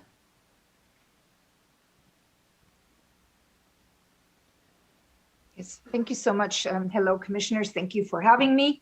And yeah, we're definitely going to go back to old-fashioned PDFing one at a time, so that we avoid having visualizations that look like donut holes, basically, on a map. That was not helpful. So if we're doing them one at a time, then we can actually control what goes onto the map. And, again, apologies for that happening. Also, again, CVAP obviously will be on there. And yeah, we're going to be working with Freddie on finding a better way of posting the individual visualizations so that people can print them. There will be page numbers on there. And we just had a little chat, and we will get back together, Freddie and our team, to figure out how that can be accomplished within the framework of the website that the CRC has set up. So yeah, I'm pretty confident that we're going to be able to give you a much better product. Great. Perfect. Thank you. And I think I also wanted to just update, we've had numerous requests from the public for the shape files themselves. Thus far, we have held off on releasing the shape files, not for any other reason than it takes an enormous amount of time just to upload the PDFs, let alone all the shape files. And by the time we would have had all the shape files up, we've given direction on how we want them changed. So, especially when we're operating on hundreds of visualizations, which is what the number has been, we've held off on doing so. But the intention for next week, for October 27th, I believe is the date, is that we would indeed post those shape files for the public. At that point in time, we'll be operating off of one assembly map, one Senate and one congressional map. And so certainly we anticipate loading those shape files to our website as well. So I just wanted to point that out and note that that's another piece for Director Seja to try and figure out this week as well, as we continue to move forward in this process. So those were some general improvements that we've talked about making to the visualization process. I wanted to talk also a little bit about extending the time of review. one of the things that came up repeatedly last week, as well as the week before, was that we have a lot to say. There's a lot to figure out, right? There are many parts of the state that are new to us. We're trying to get our bearings. And California just happens to be a really large state. So in doing so, to ensure that we have enough time, we've actually moved the business meeting that was originally scheduled for Saturday to that following Monday. And we anticipate that this is only an as-needed meeting. So my apologies. We were up against the 14-day timeline, so we didn't have a business meeting in which we could discuss that as a commission, but we went ahead and made that change. You already had Saturday the 30th on your schedules in any case, so please continue to reserve Saturday the 30th. If we need to, we will issue a continuance and use that Saturday as well. Maybe we won't, but I know that we have a lot to discuss. And so I just wanted to put that out there, that rather than putting the stress on our vendors, on ourselves to try and have 12-hour days, on the public for that matter, to have to miss Dodgers games in order to watch the commission, we would really like to keep to a schedule and not go overtime. And I said this earlier in today's meeting, but we're only human, right? I mean, doing these long days with a ton of homework to do in between, right? I don't know about you all, but after the meetings, I'm staying up reviewing the next day's visualizations, trying my best to go back and look at the COI input, trying to really wrap my head around all of this. It's a lot to take in, as well as sitting in all-day meetings. So that's the plan for next week. And I think moving forward, I really want to push that. We have to be more time conscious. And it's a balancing act. There's, of course, everyone wants to be heard and everyone deserves to be heard. But we also, as commissioners, have to work on being as precise as possible in our words. So I wanted to throw out there, and we can talk about it in a minute, just a recommendation that as we move forward in this process, that we actually set some time limits for ourselves. It doesn't mean you can't talk more at another point in time, but I think if we put some time constraints on ourselves, the way we ask for the public, it might push us to be a little bit more concise in the comments that we're having, as opposed to having, a free flowing thought during our meetings, which ultimately leads to having to extend the staffing time, and which does have financial considerations as well.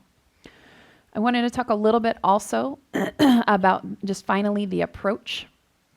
So for next week, thus far we have gone on this process of looking at visualizations. As Commissioner Kennedy so eloquently pointed out earlier in the meeting today, we've been looking at the districts based on populations, based on the communities of interest testimony. We don't have maps yet. These are ideas for maps. But this approach continues to be refined each week. So the very first week of October, we were looking at hundreds of possible visualizations, and we learned some ideas could not be districts, some really could be. In the second week, we were really thinking about some of the trade-offs that we would have to make if we wanted to take one course of action versus another. And so we had visualization A versus visualization B. Next week, we're going to be getting full maps. And I know there was some questions actually about this. Commissioner Turner had raised a question earlier today. And so Karina, if you're okay with it, I wanted to turn it over to you to talk through what should we expect for next week? How from a line drawing perspective, do you take all of the feedback that was given on visualizations A and B and come up with a statewide visualization for our consideration?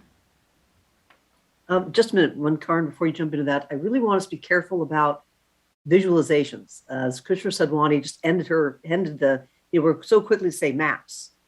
These are statewide visualizations. We're not doing actual maps until a couple of weeks from now. So remember, these are visualizations. We think this, we think that. And now I just want to make sure, I know it's a bit of a wordsmith, but let's try to be really careful with that. When you want to say map, think, am I actually talking about draft maps, or am I talking about visualizations? So, and there'll be a few other nice ways to think of something as well. We're trying how to say a few things. We're trying to come up with that to help us all through this. And please carry on, Karin. Thank you for that. Yeah, thank you so much. So perhaps we need another word that's in between. I think where we are is full plans, and they are visualizations of full plans. So what we're doing, and we're working on this right now, and I'm not going to tell you that this is easy because you were all in the same meetings that we were in, and there was a lot of direction and there was conflicting direction. And, we're sorting through that, and it's actually going better than I thought it would, honestly. So based on what I'm hearing from my colleagues and what I'm seeing, some of these things, some things just, are very difficult because they were completely conflicting. So we have to just, figure out what fits with other direction, but we'll walk you through it. And by Saturday, we will start to put together the 4 pieces into a full plan. And then, figure out the overlaps in the handouts from there. So that's where we're at right now. And please just remember that we also reserved a little time over the next 3 days to reach out to you if we need some clarifications. And I will know by the end of the day today whether we're going to need that time for tomorrow. I am anticipating at least a couple of my colleagues coming to you with some clarification questions on the direction. So I'm glad that we have that time. And as we move forward, we'll know whether or not we need that time for Friday and for Saturday also. So looking forward to that, and really looking forward to seeing what your direction has resulted in, which we will see next week. I may see it a little bit before you do, since I'm working on it, but really looking forward to showing this all to you. We have in the last few weeks always started with Los Angeles. And I know we've had conversations about why that is. And the reason for it has been that Los Angeles is the area that has the least flexibility because of voting rights issues and so forth. So there's just frankly speaking a little bit more flexibility in some of the other areas. So we have started in the least flexibility area and then moved outward.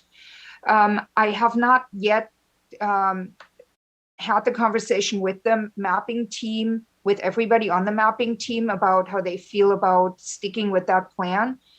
It may be that we suggest to you that we take a different approach this time, but if that's okay with you, I would like to reserve that conversation for maybe in a couple of days or so, once I've had it with the mapping team and once we're seeing how everything is coming together.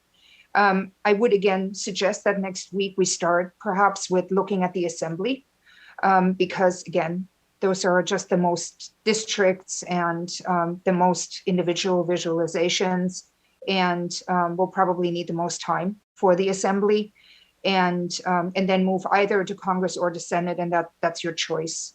Obviously, what you would like to take next. We've heard from some of you that the Senate makes the most sense afterwards, but if there are other opinions, then that's obviously fine, and we're happy to go with whichever order you would like to go with. We could also start with another plan type.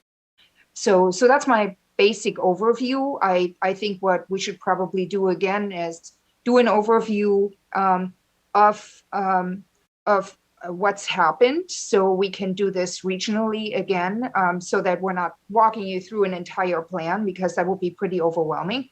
So essentially start with one region and walk you through what's been happening, and then from that it can flow into another region.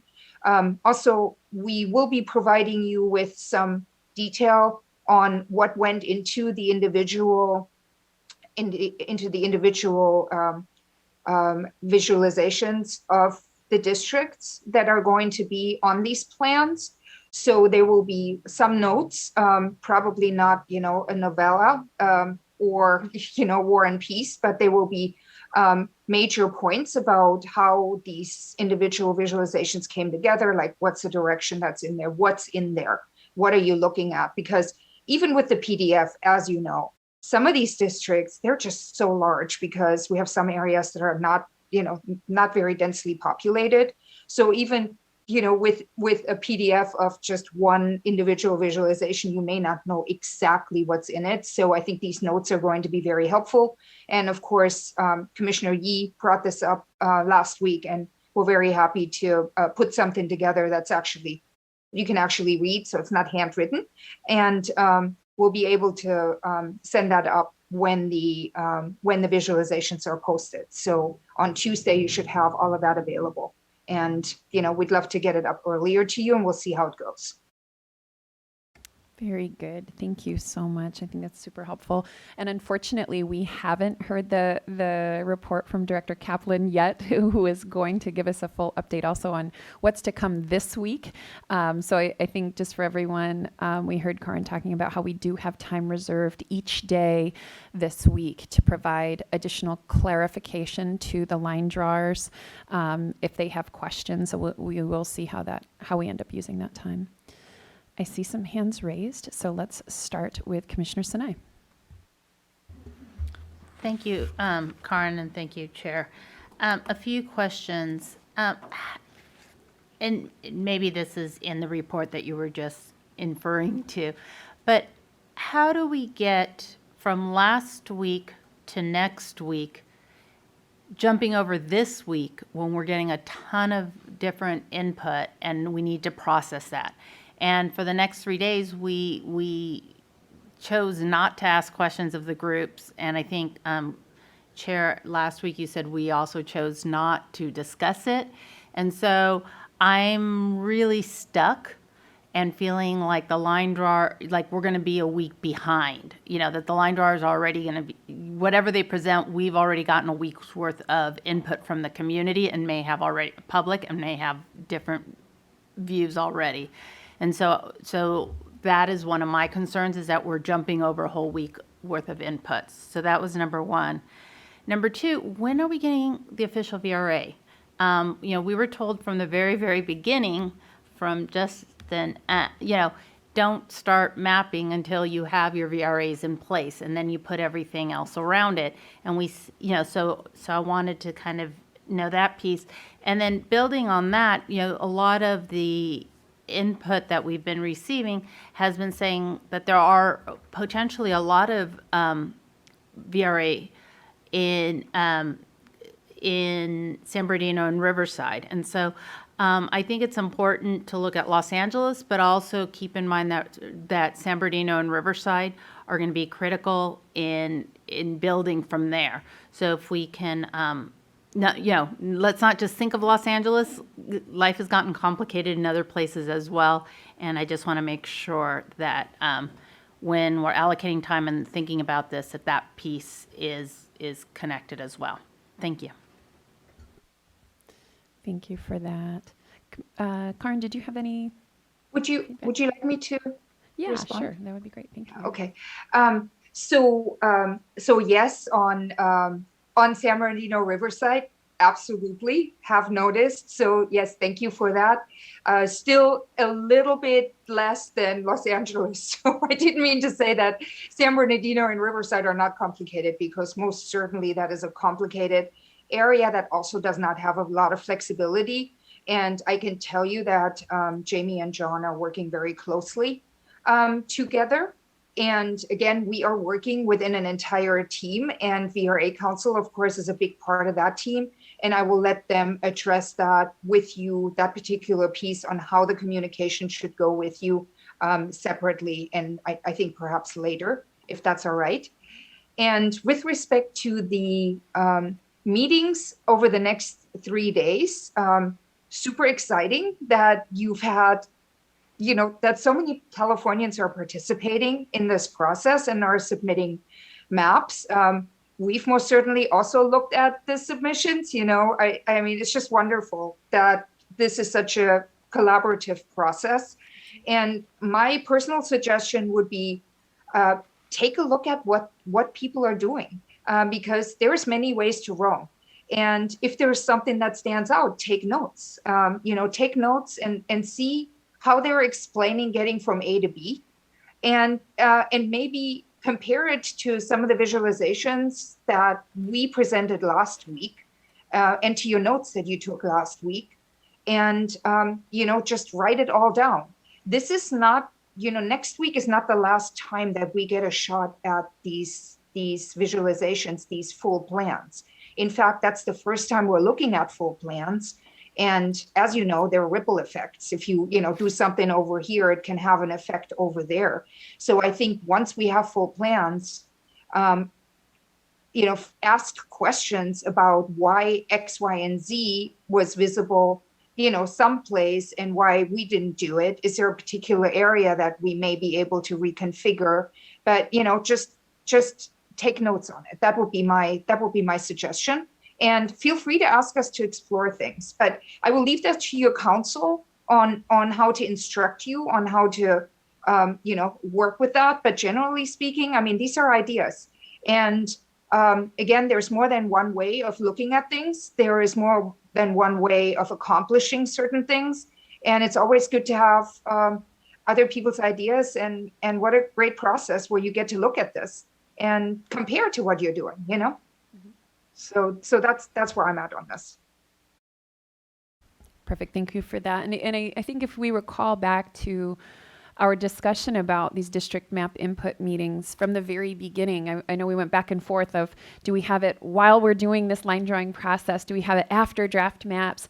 And we specifically opted to do it earlier on in the process so that we could learn and get some ideas from folks in communities and on the ground and who have different perspectives. And some of them we might like and want to use, some of them we might not, and that's okay. That's kind of a big reason why we opted to do it when we did. Commissioner Turner. Yes, thank you, Chair. And this process, I think, is fascinating that we're going through. We're all learning a lot. I think it's very challenging. I think it's a complex process to be able to follow. So just a couple of things I wanted to name that I'm thinking through. So number one, I'm wondering what is driven by the inflexibility that's caused by the truth of the condensed population in Los Angeles. That's a factor, that's a reality, but I'm also wondering what's driven, what's caused by us having to look at that. And then of course we have our other criteria that we have to consider. It just does seem that at some point, number one, it is what it is, but at some point, be it lessons learned, are we attempting this? Are we coming at this from the best perspective? Are we locking ourselves into what will always be because of the complexity of certain areas or the inflexibility of certain areas based on population? So it's things that I'm thinking out loud. That's going to always be. Does that mean other areas then are negatively impacted by shape and geography as far as representation? I'm thinking of that because I'm looking at some of the comments, some of the input that we're receiving. There seems to me to be a developing pattern of those that are saying, bravo, you got it right. I want my area exactly like you've done it, and I love it, and don't change it. And then there is a pattern of those that saying, we keep getting messed over. This is not right. I don't like it. And so you're looking at that, and then you fall back on, we know the whys of why it's shaking out like that. And it's almost feeling to me that there aren't necessarily a lot of ready answers of how to fix that. So then it starts to feel like, is this a process that we really can impact, or is it not? And to what degree can things not be changed? And if that's the case, when will we name it so that everyone in California will understand this may never change, right? And so I just feel like we need to name that and have that kind of conversation. And then the last part of, I guess I want to say for right now is that this individual review part that we do, this go home and do your homework and look at what has been submitted. I think part of the brilliance of an independent commission and going through the whole process that we did to get here, pulling from different backgrounds, expertise levels, et cetera.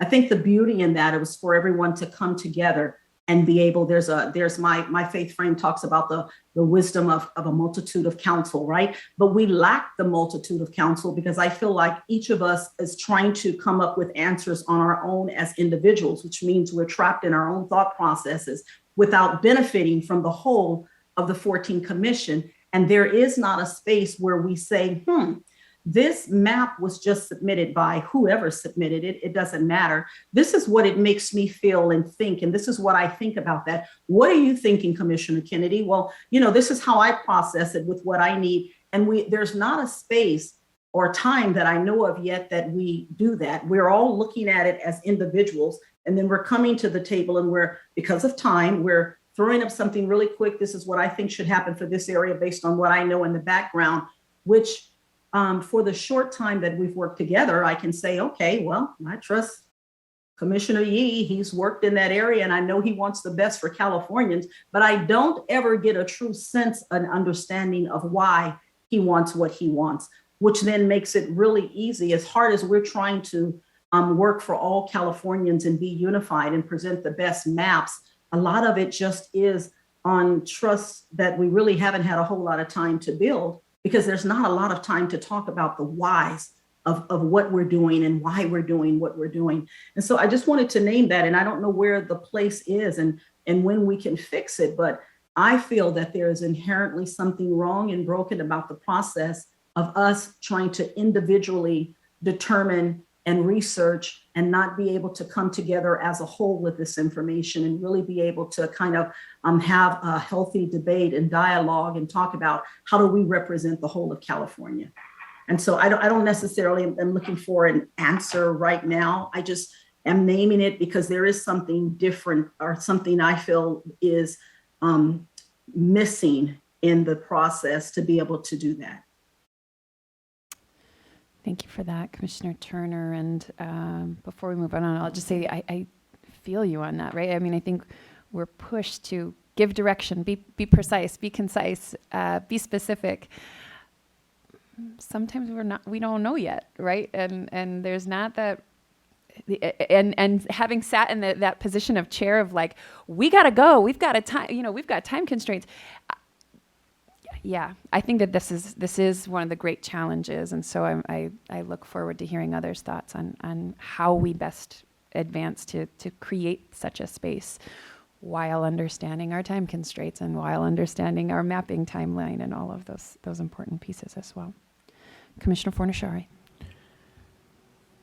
Yeah, let's see. Commissioner Turner said, well, much more eloquently than I could ever have said it, what is on my mind. And to expand on what she said, I think the why is an important question that we haven't addressed, right? We all just give individual, and Commissioner Toledo brought this up the other day. We give individual input, but there's no why behind it or not much why behind it, and so we all are just sort of in a space of trust and wondering. I'm going to go back to the mapping playbook, and if we look at attachment 2 of the mapping playbook, it talks about the line drawing phases, right? Preliminary direction, visualization, public plans, and statewide plans. And then it talks about, what is happening in each of these parts of the process, and to some extent, what are we supposed to be doing? How are the commissioners supposed to act? What is expected of the commissioners? How do we get to the point where we're, having these conversations? And so, in here I see,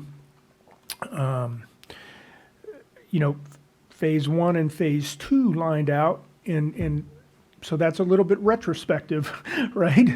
And I'd really like to know, what are the expectations of the commissioners for when we get together next week ahead of time, so that we all have a sort of process understanding of what we're going to do and how we're going to, kind of get to the point where we're addressing the issues that Commissioner Turner brought up.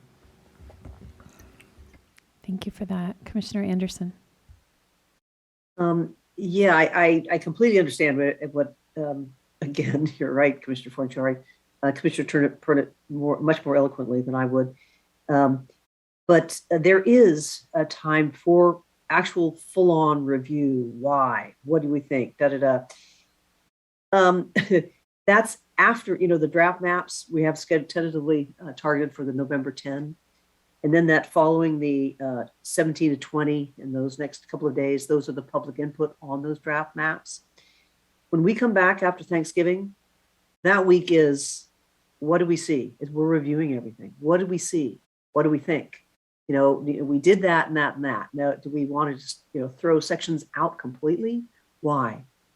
It would be lovely to be able to do this a little bit more and then spend like the first day and really going over, okay, what do you think, et cetera? What did you hear?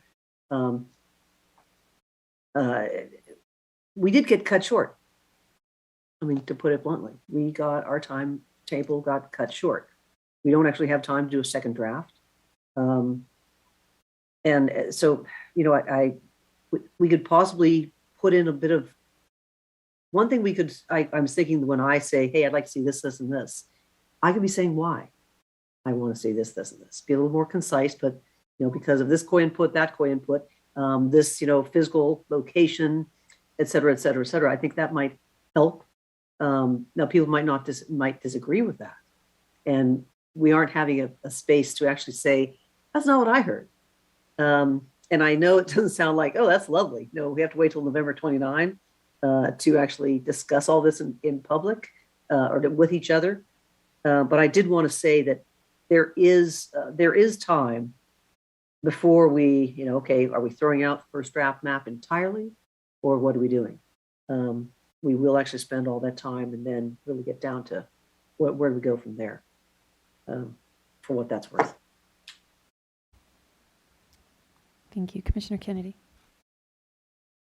Thank you, Chair. And I want to thank Commissioner Anderson for pointing out, where in the timetable we're likely to have time for some of the dialogue that Commissioner Turner pointed out the need for. My concern goes back to something that Ms. McDonald had mentioned a week or two ago, which is, we're very quickly going to get into a situation where making wholesale changes is going to be incredibly difficult. And so if we find ourselves at a point where making wholesale changes throws the entire thing into chaos and throws it off course, I kind of feel like Commissioner Turner does, that part of the reason for that could be that we have not had sufficient opportunity for that deep dialogue that she points out the need for. And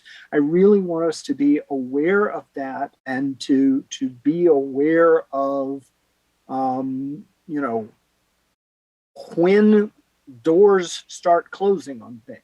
And would certainly appreciate hearing from Ms. McDonald and the line drawing subcommittee on, when we see certain doors closing for us, so that, we can have the dialogue that we need to before any of those doors close.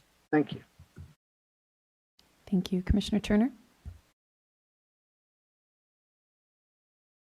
Yes, and amen to Commissioner Kennedy. That's exactly the point. There's one thing to add in a review after things have already been created. You're trying to add in ingredients after the soup has been made, and you then are hamstrung. You're kind of caught into some things. Then that will be the next response is it's too late to do something different. I'm lifting up, are we having the best dialogue, the best thought now before we create something, or when are the points of no return? So this is not just commenting or reviewing on a review or a review of what was already created. Did we utilize the best gift that we have in front of us, in all of us, now to talk about what are we putting into the mix to create the original maps? And with that, again, when we created zones based on our own places of comfort, when we did that, we stated over and over that this was just for outreach purposes only, for areas that we were comfortable with. We cannot continue to carry this theme throughout the whole time period. It was my hope and aspiration that by this point or at some point in the process, I'm not sitting back waiting to have someone else just tell me about what's going on in Humboldt or in Anaheim or whatever area. We've talked about it enough to where I'm just as comfortable representing whoever is in, the Harbor District or whatever else this area is. But our time constraint, again, in this process that we're creating, and rush home and just do quick review of input that was provided. We are not computers. We are not. And we have amazing data people and things that's put together for us. But to try and review the whole of California, all of the information, learn geography you don't know, and come back and believe that you're representing the whole state is a misnomer. I think it's a fallacy at best. And so you then do just rely on areas that you think you know. And I hate to tell you that for the whole of the Central Valley, as large as it is, I would, again, not be representing the full truth to say I know every community that's there. This requires dialogue. It requires time. It requires an understanding, and not just to continue to speak what you think you know. We need to stop speaking and listen to what someone else is sharing and be able to now talk about, how did that inform me? What do I shift now? What do I think about now that I've learned new information? And to me, that's the missing component that should be happening now, before we kind of double down and say, this is what our maps are. Now let's make tweaks here and there to it. I'm wondering if I might just jump in here. I'm wondering, as we move forward, I'm thinking procedure, right? And what does the agenda look like for next week? I'm wondering so if we took on the assembly, for example, visualization first. And as Karin suggested, we're going regionally. So we start with Los Angeles and then go to Southern California or whatever region it comes next. Perhaps, I think we've embarked in this process where it's like, is that direction? Is that direction? Make sure it's clear. Is that your direction? What if we built in some time after the line drawers presented those visualizations for that region, just for a conversation? What are the trade-offs that were made? What are we seeing here? How does it differ from the maps that were drawn 10 years ago? What is the impact for various communities? How does it relate to the COI testimony that we've received? And maybe do that high-level discussion. I'm going to still suggest that there's a time limit to that discussion, just for the purposes of being practicable, of moving through the entire state. But what if we had a conversation like that and then moved into more specific direction? Would that help to create some of that space that we're talking about, so that we can learn from one another, so that we can talk about it kind of at the more bird's eye view, rather than getting into, does Glendale south of the 134 go with Eagle Rock or not, right? Would that be helpful? If so, are there thoughts on how to structure that conversation to ensure that it would be helpful? I want to be responsive, although I'm not going to be chair next week, so that, but at the same time, I think we need to think collectively on how to make this process more meaningful for everyone. Commissioner Sinai. Thank you. One of the things I've learned as a facilitator is, if you don't allow for that space to have those good conversations, I'm not going to say dialogue, because it is discussion and conversation. It's not just a dialogue. And be able to say, hey, I'm uncomfortable with that, or that's not what I heard. It will mess us up later. There's no way around that. And it's not just because we're stuck, but it's because that trust wasn't built and we're not all moving together. We're moving as individuals. And at the end, we may not get the maps approved by the numbers we need. I'm going to be that blunt with it. And I have felt really uncomfortable on how the process is working. And I still feel uncomfortable between what's happening this week and what's going to happen next week. I feel like sometimes we say, well, I heard this from COIS, and it's just the backup, but, did we hear that or did we not, but, so some of the things I recommend is that we throw out Robert's rules. Robert's rules don't work for a dialogue, and they never have in the work that we've been doing, and we keep using Robert's rules. We need to, if you're going to have a conversation, you need to be able to facilitate a conversation and say, okay, we're talking about East LA right now.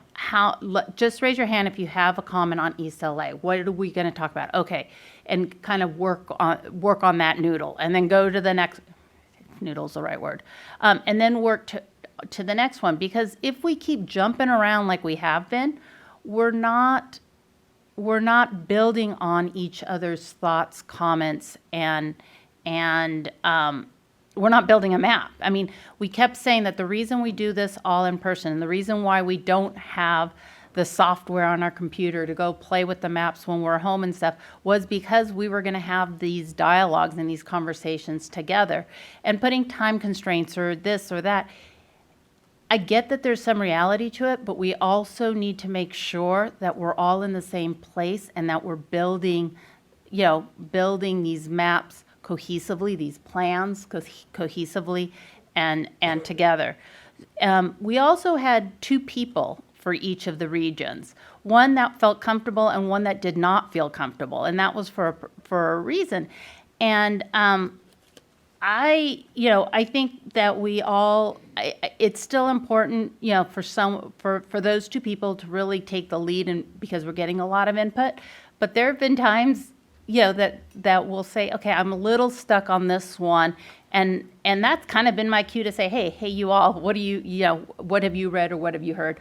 Honestly, for some of those in San Diego, I know we haven't gotten information, but it's important that we build on each other's thinking, that we know where we're coming from, and we can't wait until after the draft maps to say our whys. Our whys should be going all the way through. So I completely, I thank Commissioner Turner and Commissioner Fornashari for bringing this up, because I've been really worried about how we move forward as a group versus as individuals giving direction.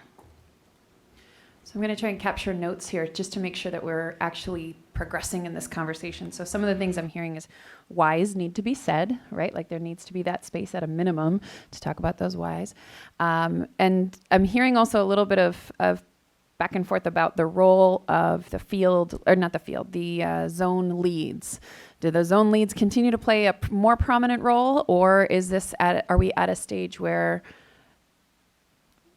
we should be moving away from that? And I'm kind of hearing some differing thoughts on that idea. So those are a couple pieces there. Commissioner Fernandez.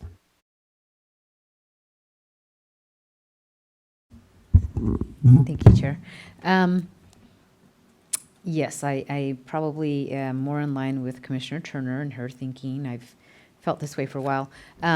When I have provided visualizations, I try to explain why, I want this area and that area because of this reason, rural versus urban. And I think maybe moving forward, what a good idea would be is if we explain why we're doing, and then if we can have follow-up. Like I do remember Commissioner Sadhwani following up with one of mine. It's, I'm not familiar with that area. Why do you want Placerville to be included with this other areas? And that was great, because we're educating each other on the areas.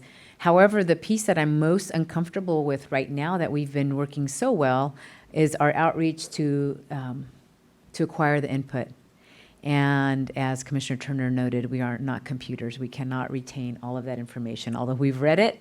And so I'm gonna, throw up the flag and ask for help and see if maybe our outreach with our analysts, if they can take that information, those 5,000 plus input that we've received either in our visualization feedbacks or our communities of interest or our public comment or public input, if they can take that information and sort it in a way where it goes from north to south or south to north, so that when we're reviewing the visualizations,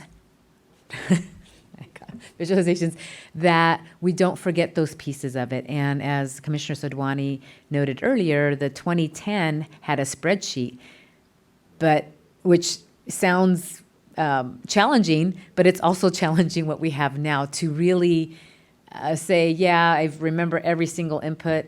I can't say that right now, and I need it organized. I can't have it randomly in a database, and I know there's a way to sort it, but also the sorting does not get down to specific areas. So I'm just kind of hoping that outreach can help us with that. And maybe I'm the only one that feels that way. If you can help me, because I also want to feel more comfortable with the rest of California than Northern California. And I'm learning from each of you, which thank you so much. But there's also 5,000 other input that we've received, and I'd love to learn from all of them as well. And I am learning from all of them. I just want to continue to remember what they've told us. And I think that was it. The only other question is if in the future, if any of the handouts or visualizations are updated after the initial, can you please send out an email to us to let us know that it's been updated? Because it's really frustrating when you get to the meeting and you're ready to go and you realize it's been updated. So I think that was it. I want to make sure I got all of my, and I realize we're stretched for time right now. I would like to have 2 days to review a visualization instead of having to stay up till 3 a.m. to review them. But if I have to do that, I have to do that. And I think that was it. Thank you. Thank you. Commissioner Kutagawa. I'm thinking, I appreciate this conversation. I think having some way in which we can build upon each other, I think would be helpful. I think Commissioner Sadwani, just to respond to the question that you asked, like what might work. For me, I'm just thinking it would be helpful, and I thought I heard differently, so please forgive me if I got it backwards, but I'm thinking it would be helpful to have this conversation at the beginning before any visualization conversations, so that when we go back into visualization conversations, we have some of our kind of thinking, and it is a way, I think, like what Commissioner Fernandez says, it is also a way for us to also help explain some of the bigger dynamics that may be apparent in some of the COI comments, because there's some conflicting ones. And so, there may be some questions about, well, why is there this kind of conflict? And as I think I would say, as objectively as we can speak to, if we understand where some of the kind of different schools of thoughts are, if there's a way that we can explain it, and we would be doing this in public too, obviously, so people could correct us if they disagree with our assessment of, why this may be, why there's conflicting, COI input. That would also be helpful to also understand too. I think that's what we're also sorting through. We're hearing a lot of different things, a lot of conflicting testimony, as well as a lot that is very much, alike, some very exact. But I think having just this out loud, and I think like Commissioner Fernandez, I do try to say why I'm thinking it, but I also am conscious of the time that we take up by saying that. So sometimes I choose not to say it, and I just say what my direction is. But I feel like it would be helpful to understand some of the rationale behind, some of our kind of direction or comments or our thoughts. But it would be helpful at the beginning, not afterwards. So just if I may just clarify what I'm hearing. So for example, for next week, if we come in and we have an assembly visualization, and we're going to start with Los Angeles, before the line drawers give a review of that visualization, you would want some time set aside for a conversation about Los Angeles. Yes. Based on people's review of those, based on people's review of it. Yeah, and, Okay. and we could, if it helps, I mean, maybe we could ask the commissioners to indicate, will they want to have some time to, maybe say something? Because I think there are some that are going to be like, yeah, it's LA, I'm going to want to say something. For others, they may say, well, I may have a question for clarification, but I don't really want to say something. So it may also help you get an understanding of how much time is this really going to take? Because I know the balancing act that you're trying to meet. I mean, I Yeah. hear what Commissioner Sinai said about as a facilitator, you just got to let the conversation go, but also as a facilitator, you got to manage that too and not let them, not let it go unendingly. So I think it's just finding that right balance between ensuring that everybody can say something, but also, continuing to move us along too. So. Got it. Okay. Yeah. Let's think about that from the professor hat. I feel like this feels like a pop quiz. Like, oh, you didn't do your homework. I'm going to know. But I think that's a great suggestion. Thank you. Commissioner Turner. Thank you. And thank you all for just allowing this conversation. I think it's really good and helpful for me. But I also want to be really clear that I do not claim to know the whole of the Central Valley. And I think it's important to name that. And there perhaps are commissioners that have been in your same area forever and you know it inside and out and everybody. I can't tell you, I was shocked to hear Dogtown, whatever it is, in San Joaquin Valley. You can't get much, that is my county specifically, right? So there are places that, and I can look it up and I can read about it, but if we're going to talk, I don't want to just hear about what commissioners, and I say just because I do want to hear that, and I'll talk about what I do know about it, but I'm wanting to have us talk about what the Californians that have chosen to call in and talk about their areas. I want us to collectively be able to talk about what they've told us. They've given us a gift of what they think about their own areas and their communities and where they live.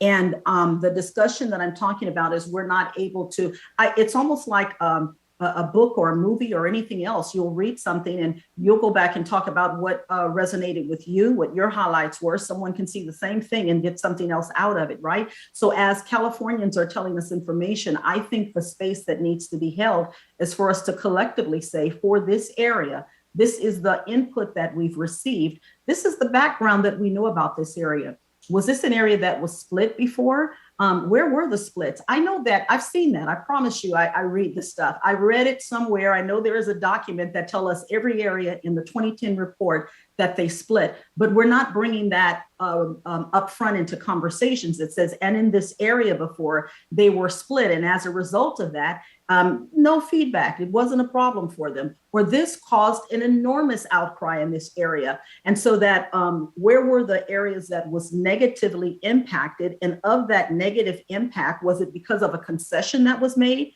Because of an inflexible area? Or was it because of something that just, always will have to be? So in talking about the different areas, we have the benefit of countless of people that are calling in about their areas. We have the benefit of those of us that may have spent some time. I grew up in the Bay Area. That's not my area. But for me to talk about what happened back in, 78 and 80 and 95 and what have you in the Bay Area, and I've been gone for 20 some years, I might can some, but it's outdated and it's not current, right? And so I just want to be real clear that the discussions we're having is not based on any biases that we hold of a particular area that we spent at some point, that we're looking at what is current from the people that's coming in. So anyway, so I just think it's important that we go into the spaces with some sort of process.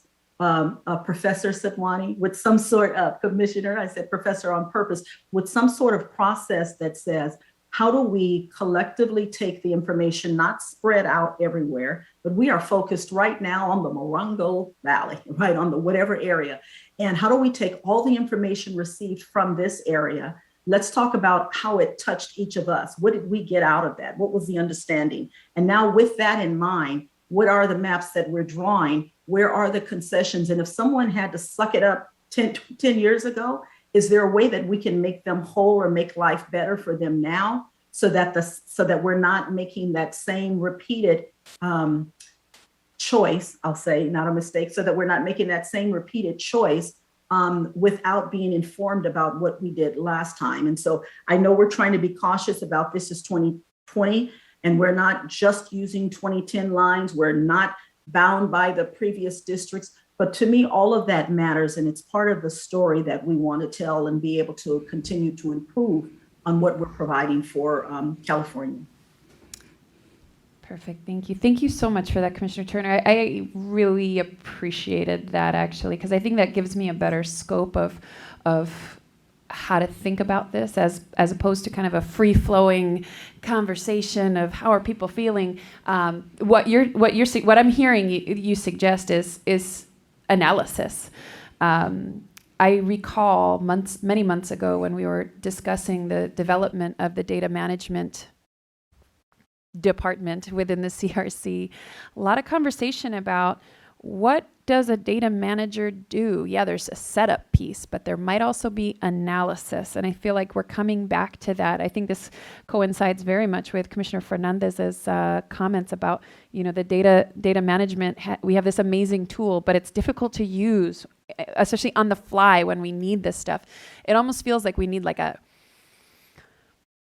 virtual briefing book that, when we're talking about the Morongo Valley, we can click Morongo Valley and boom, all of that COI testimony is there. And someone, whether that's the zone leads, Marcy's team, I don't know, somebody is like prepped to kind of remind us of that high level view of, hey, we received a lot of testimony from this area. Let me point you to where it is if you need to see it. Let me recall some of the areas where there was different kinds of testimony that said different kinds of things. Now we can think more about the trade-offs that we have in front of us. I don't know how we get that all together by next week, but I really love the idea. Commissioner Toledo. Yeah, I love the idea of analysis. I think that's what we're getting at, that somehow we need to take the information we have, because we're data rich. I mean, we have so much data, but now we need to figure out what to process it. We need to process it and analyze it, and so that we can collectively use it. And we are data rich because we have going through that data is a full-time job. The other thing I wanted to point out is that we all process information very differently. Some of us process, verbally, and others of us prefer to read the information, review it, analyze it on our own, and then come back and maybe have a briefer conversation potentially. But so as we think about how we have these conversations, to really think through how it's going to work for all of us, given the time constraints. And I love the idea of having staff help us to analyze this information, get it back to us so that we can have a more effective conversation rather than, a brainstorming conversation. Because sometimes we end up brainstorming a lot because we all have wonderful ideas and love to hear them. But time is of the essence, right? We only have a couple more weeks. Thank you. We don't like to brainstorm, do we? Not us. Commissioner Kutagawa. One, I like the idea of the analysis. I think that Commissioner Turner's clarification was really helpful. And for example, I guess it got me thinking about a zone that Commissioner Anderson and I were focused on, which is the Eastern Sierras, and some of the very specific kinds of COI testimony that we were hearing from there. I don't want to promise that, just because I think it's Commissioners, Turner said, well, do we take into account what happened before to what's happening now and that's a harder, question I think to answer right now. I mean, we can't promise anything. We can just go where the data is taking us, and that is also contingent upon what the VRA is also telling us as well too. So that has implications on other things. I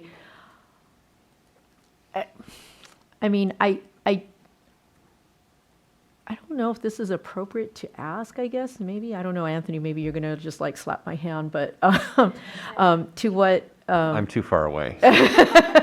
What Karen was saying about LA being most complicated, so we have to start there. But at the same time, I think, how do we also try to honor some of the other areas where, perhaps to what Commissioner Turner was saying, we're like, how do we help make some places whole because maybe they were separated and, there were things that they really felt like they got the short end of the stick because, there was just population grabs or other things like that. And I feel like those are also the balancing acts that we're all trying to achieve. And,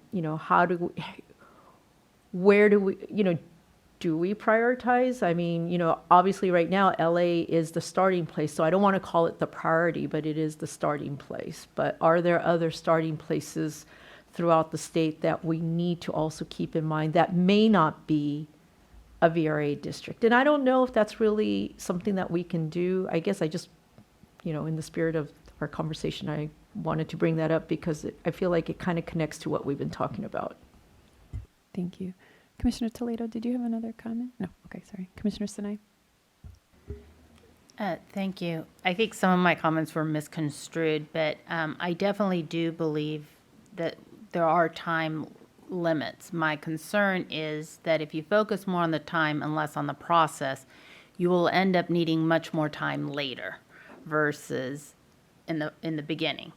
But it is also very, very difficult, almost impossible, to chair, to participate, and to facilitate. I mean, I think the largest skill set that a good chair needs is facilitation, but facilitation means you're pulling yourself out of the process because you're objective, and you need to. So I want to know: is there a possibility we have a chair, but that we actually ask Karin or someone else to be able to facilitate?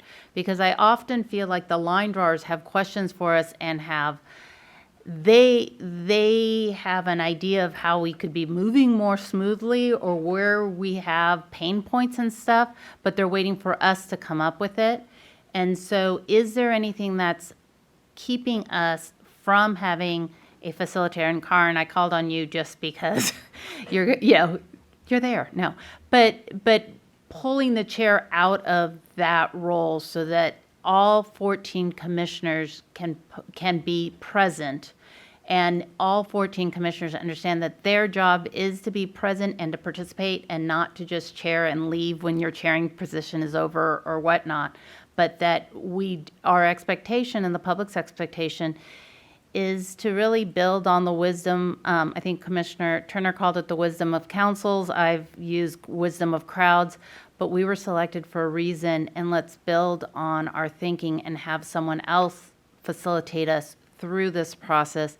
And really, I think saying, hey, let's talk about LA is good, but LA is huge. All these places are huge. So it's more like West LA and then move to the next one. What have we heard? And I think as we process what we've heard, we will also identify what our next steps are very clearly versus what we've been doing. So anyway, my main point is, would it be possible to have an outside facilitator versus our chairs be facilitators? Yeah, and I think Commissioner Yee is working on that chair rotation schedule. One of the ideas had been that we rotate out almost on a daily basis who's facilitating the line drawing session. So that is definitely a piece that was already mentioned earlier today, and I think certainly can be taken into consideration. Yeah. All right. Great. Thank you. Commissioner Kennedy? Thank you, Chair. Yes, I will wholeheartedly endorse the idea of exploring divorcing the chairmanship from meeting facilitation, particularly at this point in the process. I've had this in my list of issues to discuss during lessons learned for some time, but I do think that this is something that we really need to explore at this point. My main point was going to be going back to something that several colleagues had alluded to, and that is that we're facing what I consider kind of a classic issue of knowledge management versus data management. So we've solved the data management knot in this, but if anyone has read Thomas Davenport's Information Ecology or any other book on the subject of knowledge management, you come to realize that data management is not all there is to knowledge management. And so the question becomes, how do we, as Commissioner Toledo said, we are data rich. So how do we transform these riches of data into real knowledge? And there's an intermediate step between data and knowledge, and that's information. So, we need to look at, this classic pyramid of knowledge management and say, okay, we've got the data part solved. How do we transform data into information? And then how do we transform information into knowledge? Thank you. So Commissioner Kennedy, if I can just respond to that. The idea previously was around having analysis presented prior to going into the review of a map. Perhaps that's staff, perhaps that's zone leads. We can figure out who exactly that would be to cull our data management system, to identify those COIs, to take a look at some of the intersections, some of that high level considerations for each area.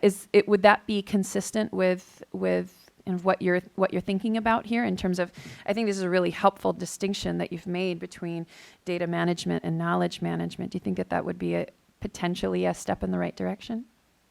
It's definitely a step in the right direction. I don't know that it gets us all the way there. I think, we've talked about the wisdom of crowds, the council of outsiders. I think that will get us, even farther. But, what you're mentioning is definitely a step in the right direction. Okay, great. Commissioner Fernandez. Thank you, and I'll be brief on this one. I think it was brought up that the zone leads continue to be, I guess you would want to call it the expert for their zone. Personally, that's a lot of pressure to make sure that I catch everything.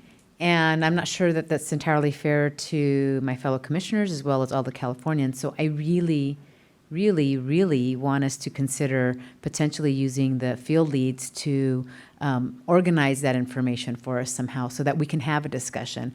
Because I would love to have an informed discussion with everyone as we go through each map. And we all hear the same information that's been out there, plus our own knowledge. And again, I will say it for probably the 100th time. We may think we know our area, but I keep learning from my fellow Californians that I don't know it as well as I think I do. So we really just need to be able to organize this information so that we can have a very good discussion. Thank you. Perfect. Thank you very much. Commissioner Anderson, and this could be our last comment. We're going to close out this. I have some notes that I've taken that I'll share with you so we can move on. Commissioner Great. Anderson? I'm a person of how. I think a long time ago, we all said, this is what we want to do. And so how? And I'm thinking, are we going to take an entire day and only do this? Which I don't think makes a lot of sense because you need to be looking at a map to then discuss it. So are we saying we're going to take the 27th and 28th to do the assembly? And as we look at, okay, we're starting to look at the greater Los Angeles, the area. Are we going to say, okay, let's stop now and talk about what I see this, I see that. This is the information we have. Or we want to do it like, as someone says, I really don't like that line there. And let's talk about that section. I mean, how do we want to do this? We're all good on, we want to. Let's get into the hows because this is our business meeting. The next business meeting we have is going to be in 2 weeks. So I'm going to push us forward here, folks, in terms of how do we actually do this? Because we have to, I sort of like the idea if I'd like to see this, whatever it is, I want to see this line move there. Because follow-up questions, and then anyone who says, I don't like that idea. Well, that's not what I heard. Well, wait, and we can actually have the analysis on the side. Do we want to do it that way as we kind of go through an area of the map? And then come to yes, I think, wow, I like that idea. We shouldn't keep Garden Grove with Cypress, or I know they're not next to each other, but, something like that. How do we want to do this? We have to stop just talking about what we want to do and get into the nitty-gritties of how, because we are at that point. I would agree with you. And if I can jump in here, Commissioner Anderson. Perfect. I think what I've come away with from this conversation is actually some really good notes about what the commission is asking for. I really appreciated Commissioner Turner kind of kicking this off with this conversation, and Commissioners Fornashar and everybody. I mean, I think we've all had a chance to weigh in to some extent on this, that we do need more time to think kind of at a higher level, to hear and learn from one another, that there also needs to be an evidence-based component to our process that is currently missing, at least missing on the commission level. It might not be missing from the perspective of our experts who are working with the data each and every day, but it's been very difficult to connect some of the dots between all of this data. And as Commissioner Toledo mentioned, that we are data rich, but really transforming it into an analysis that we can use to inform us as we draw the lines. Which is our saying here. So I'm getting the head nod from Marcy that I think staff could probably help us out with some of this analysis. I'm gonna suggest, Commissioner Anderson, that you and I take this back to the line drawing subcommittee. I have a lot of ideas about how we could try and implement this, and maybe it's, maybe next week it'll just be a test run, and we can continue to provide feedback. I'm pretty sure it's not going to be perfect, but better than nothing. And we'll see how far we can get in culling through the data tool that we have and providing, I'm thinking something like 20 to 30 minutes in advance of beginning the review of an actual region, in which the staff leads would provide the analysis, maybe for max 8 to 10 minutes, followed by some open discussion from commissioners. It would still need to be time bound, my friends. I think there's no way around that. We have contractors, we have ASL interpreters, we have mandatory breaks. So it will need to be time bound, but I think that we can at least attempt to create some of the space that I hear everybody is looking for. And we'll see how it goes. We'll see how it goes. And that's, I think, as best as we can get at this point. I hope that's a reasonable solution and path forward. I think this is a really helpful conversation. Karin, thank you so much for being here with us. I don't know if you have any final thoughts or words. I know you have been through the redistricting process many times before. I know it's crunch time. It's complicated. There's so many elements, and it's fast moving. I don't know if you have any final thoughts for us after this long conversation. Yeah, thank you so much. I suppose, if I may, I would just like to clarify a couple of things. And one is about Los Angeles and, how Los Angeles has the least flexibility. I just would like to clarify that doesn't mean that Los Angeles drives the entire state, because it doesn't. We have 4 mappers that are working on separate regions. And while they are working on handoffs with the other mappers to see how, their areas will interact with the other areas, they have really been largely working off of the direction that you have provided. So just because we've taken Los Angeles first, it's just, Jamie is the most experienced mapper in this process. And as you all know, the first day when we're starting, because the process has basically been at a different stop. This is a train that just keeps going, right? And we just keep on stopping at a different stopping point. So Jamie has been the person that has gone first because, again, she has the most experience, and that has allowed you to figure out the process for the next couple of days or so. And I understand that has still been very fast. And, we have a deadline, unfortunately, in December. So we have to get there somehow. And we're trying to help you get there somehow. But that's really why we've taken Los Angeles first, aside from the fact that just your second criterion looms large over Los Angeles. And because of that, there is just less flexibility. And, so the combo of that is why we started with Los Angeles. So I really don't want anybody to feel like their region, a particular outreach region or so, has received less attention, because from our perspective, it has most certainly not. I guarantee you it has not. Everybody's working really hard on, implementing the directions that you have given, and that will continue that way. I think that next week we will be able to have more of the interactive conversations that I think you may want to have, because we're going to be on one map. We're not going to be hopping from one map to the other. There will be a little bit more time to kind of open this up to conversation. And I would just offer to you to remember that the regional mappers, that they are a resource to you also. And you should feel free to ask them, why something is happening, or why, they perhaps think that something, whether something can be implemented or not, or what the repercussions or the ripple effects are of that. And they can walk you through it, because they are also reading the public input. They're also using Airtable. They're doing keyword searches. And so they're not just looking at the direction, but also when you're saying, community of interest information, they're also looking at the COIs that have come in, and they're trying to understand them and try to make sure that they're meeting all the other criteria. I really think that next week is a really significantly different process that starts. And I'm really hoping that that will allow everybody to become a little bit more comfortable with this and feel a little less rushed. This commission is at such a much better stopping point right now, looking at how many days you have left, as the last commission was.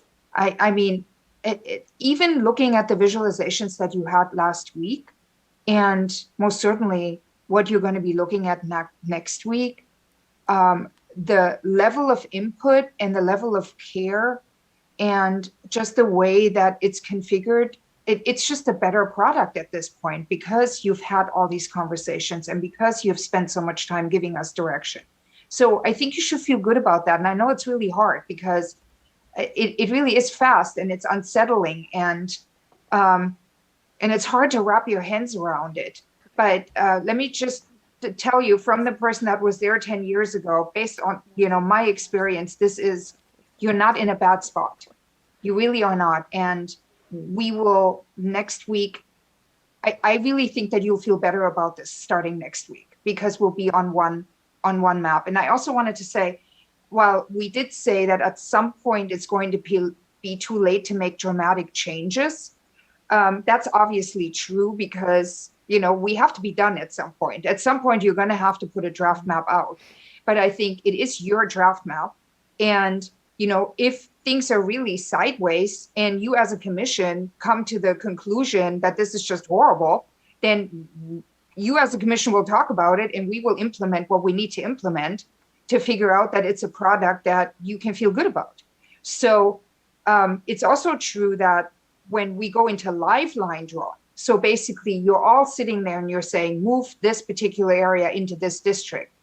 That is a time when dramatic changes, they're just not possible during live line drawing, because, moving the entire architecture around, that can take days.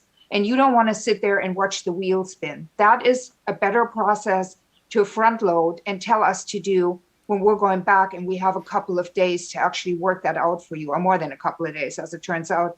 But, I just don't want there to be that misunderstanding out there that you're going to be locked in at any point from, getting to a map that you feel good about. So I hope that made sense. And again, I'm here for questions, obviously.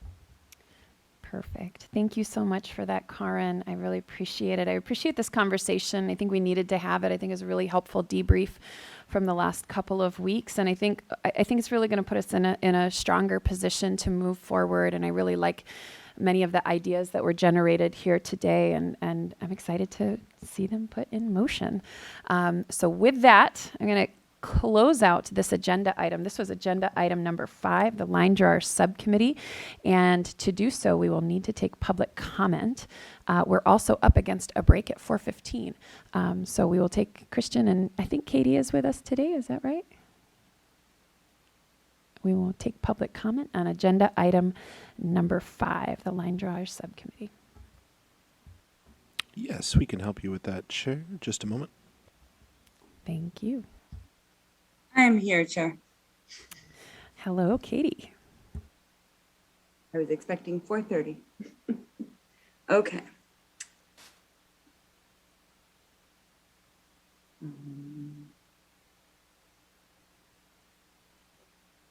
In order to maximize transparency and public participation in our process, the commissioners will be taking public comment by phone.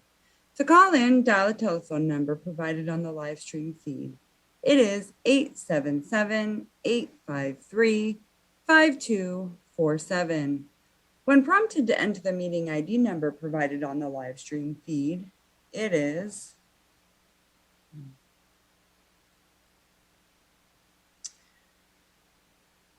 Christian, can you read that part?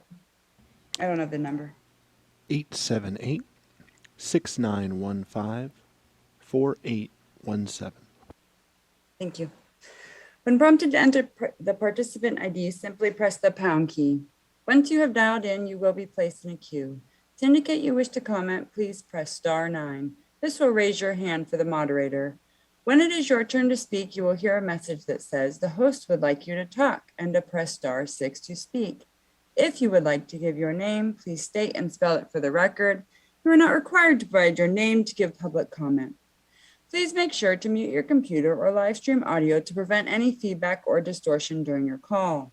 Once you are waiting in the queue, be alert for when it is your turn to speak. And again, please turn down the live stream volume. And we will be doing 2 minutes with a warning at 30 seconds and 15 seconds remaining today. And we do have a caller.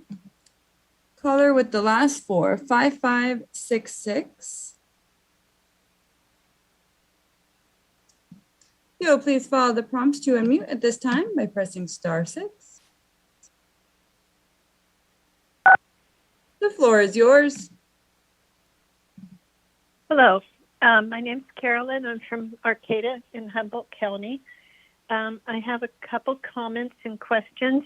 One, I'd like to know if there is anyone that is directly familiar with our area on the North Coast and that we've been aligned with the 101 corridor for, I don't know, I've been up here for 40 years and we've always been aligned with the 101 corridor. All of a sudden we're being told we might be joined in with Reading, and we have our economy, our educational formatting. I'm a special education retired teacher. Everything is directed down the 101 corridor. It is not directed east. And we have different ecosystems. We have everything different. From they raise rice, we raise vegetables. We have redwood trees. Everyone has a little bit of oak, but I just am not hearing that there's someone who actually knows our area. So the two things I'm saying is, one, we're not connected to the Reading area in Humboldt County. And number two is, who knows our area who is in this conversation? Thank you so much That's for it. that. Thank you, Carolyn. Yeah, sure. Commissioner Toledo.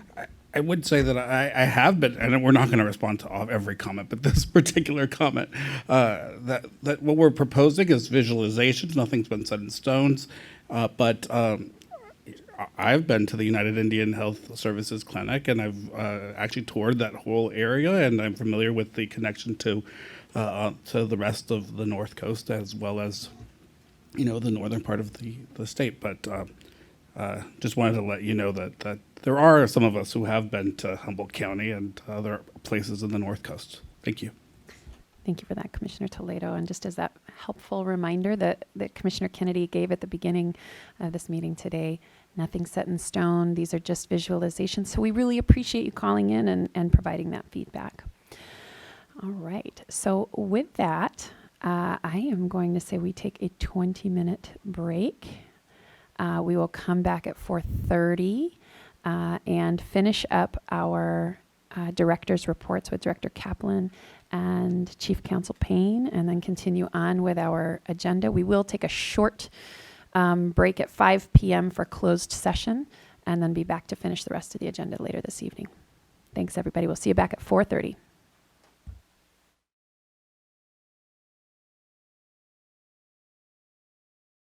Welcome back to the California Citizens Redistricting Commission, and it appears that I have not turned on my video, so there we go.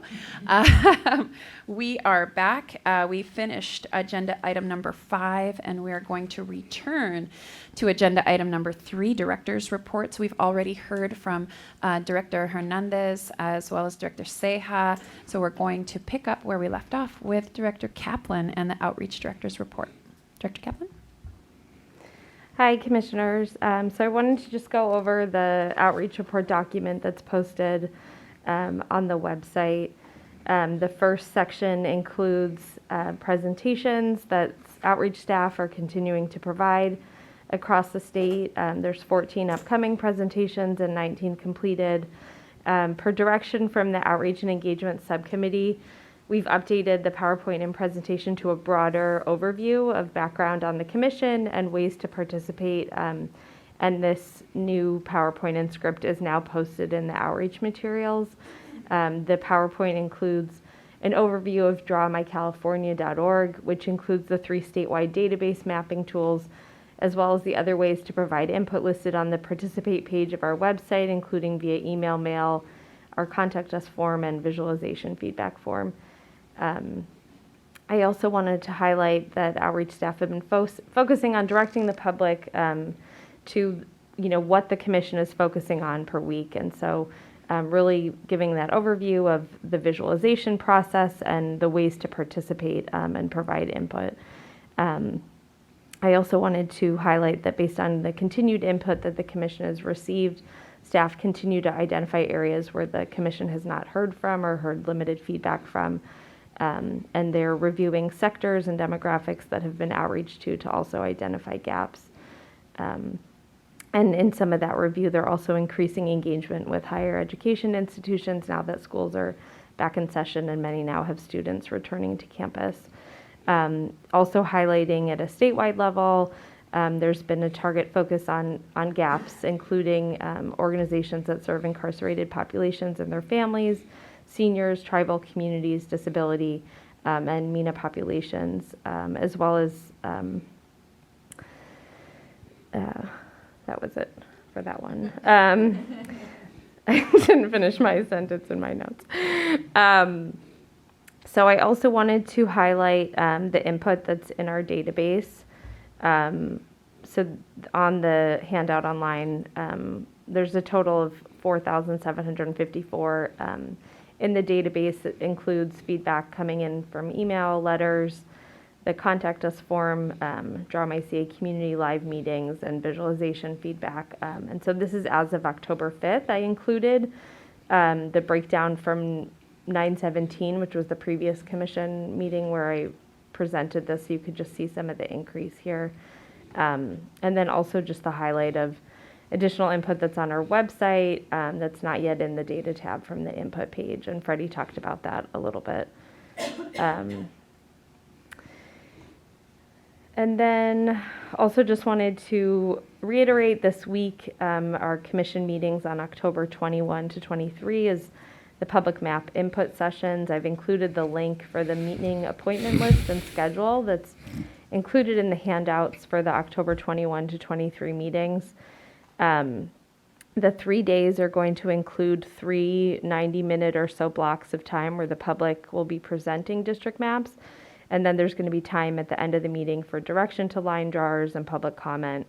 And I really just want to reiterate the extensive amount of staff time that was spent coordinating and prepping for these meetings, including creating an appointment system, sending out reminders of required maps and narratives that needed to be submitted in order to secure an appointment, and then staff working together to compile documents that were sent to the Commission to organize them for the Commission and the public's review. On October 15th, a full schedule of appointments was posted that I just highlighted on our website under the handouts for the October 21 to 23 meetings. And also members of the public were emailed directly with details on their appointment time and designated unique ID. Staff also supported with developing a very detailed schedule for the 3 days, really kind of puzzling together all the presentations to fit within our time frame, and worked together with our video team on logistics for the 3-day meeting. Today, participants received their Zoom logins, and brief directions for the presentations. Just want to remind everyone that the commission approved participant screen sharing, and we have reminded participants to have their maps handy to enable screen sharing at the beginning of their presentations. I really just want to recognize the tremendous work of everyone on my team and other departments, including Solma, Ravi, Marlene, and the comms and data team to support with this effort. And then I also wanted to, so I did update the goal activation rate tables that I went over at the previous commission meeting. And per the commission direction, sorted, so it's sorted by county, but then also a second sort based on the percentage of goal activated. And just want to again highlight that this information is based on public input received to the commission. Sorry that I'm going to update the document online, but it says through 9/17, it should be through October 5th, that mentions respective counties. So it's not just, whether it's put us together with this county or don't put us together. There's different ways that counties are mentioned. What this table doesn't include is visualization input prior to 10/15. We did on 10/15 work together with Tony to update the feedback form to include a question for the public to select counties that are relevant to their feedback. So we will be working with Tony to go back to the input, the visualization input that came in prior to that date to tag it with county also. But so that is now an automatic field in there as those visualizations start to come in as well. And I'm just scrolling through the document. And then I wanted to also just go over the data tab on the website. So I'll do a quick screen share. Hold on.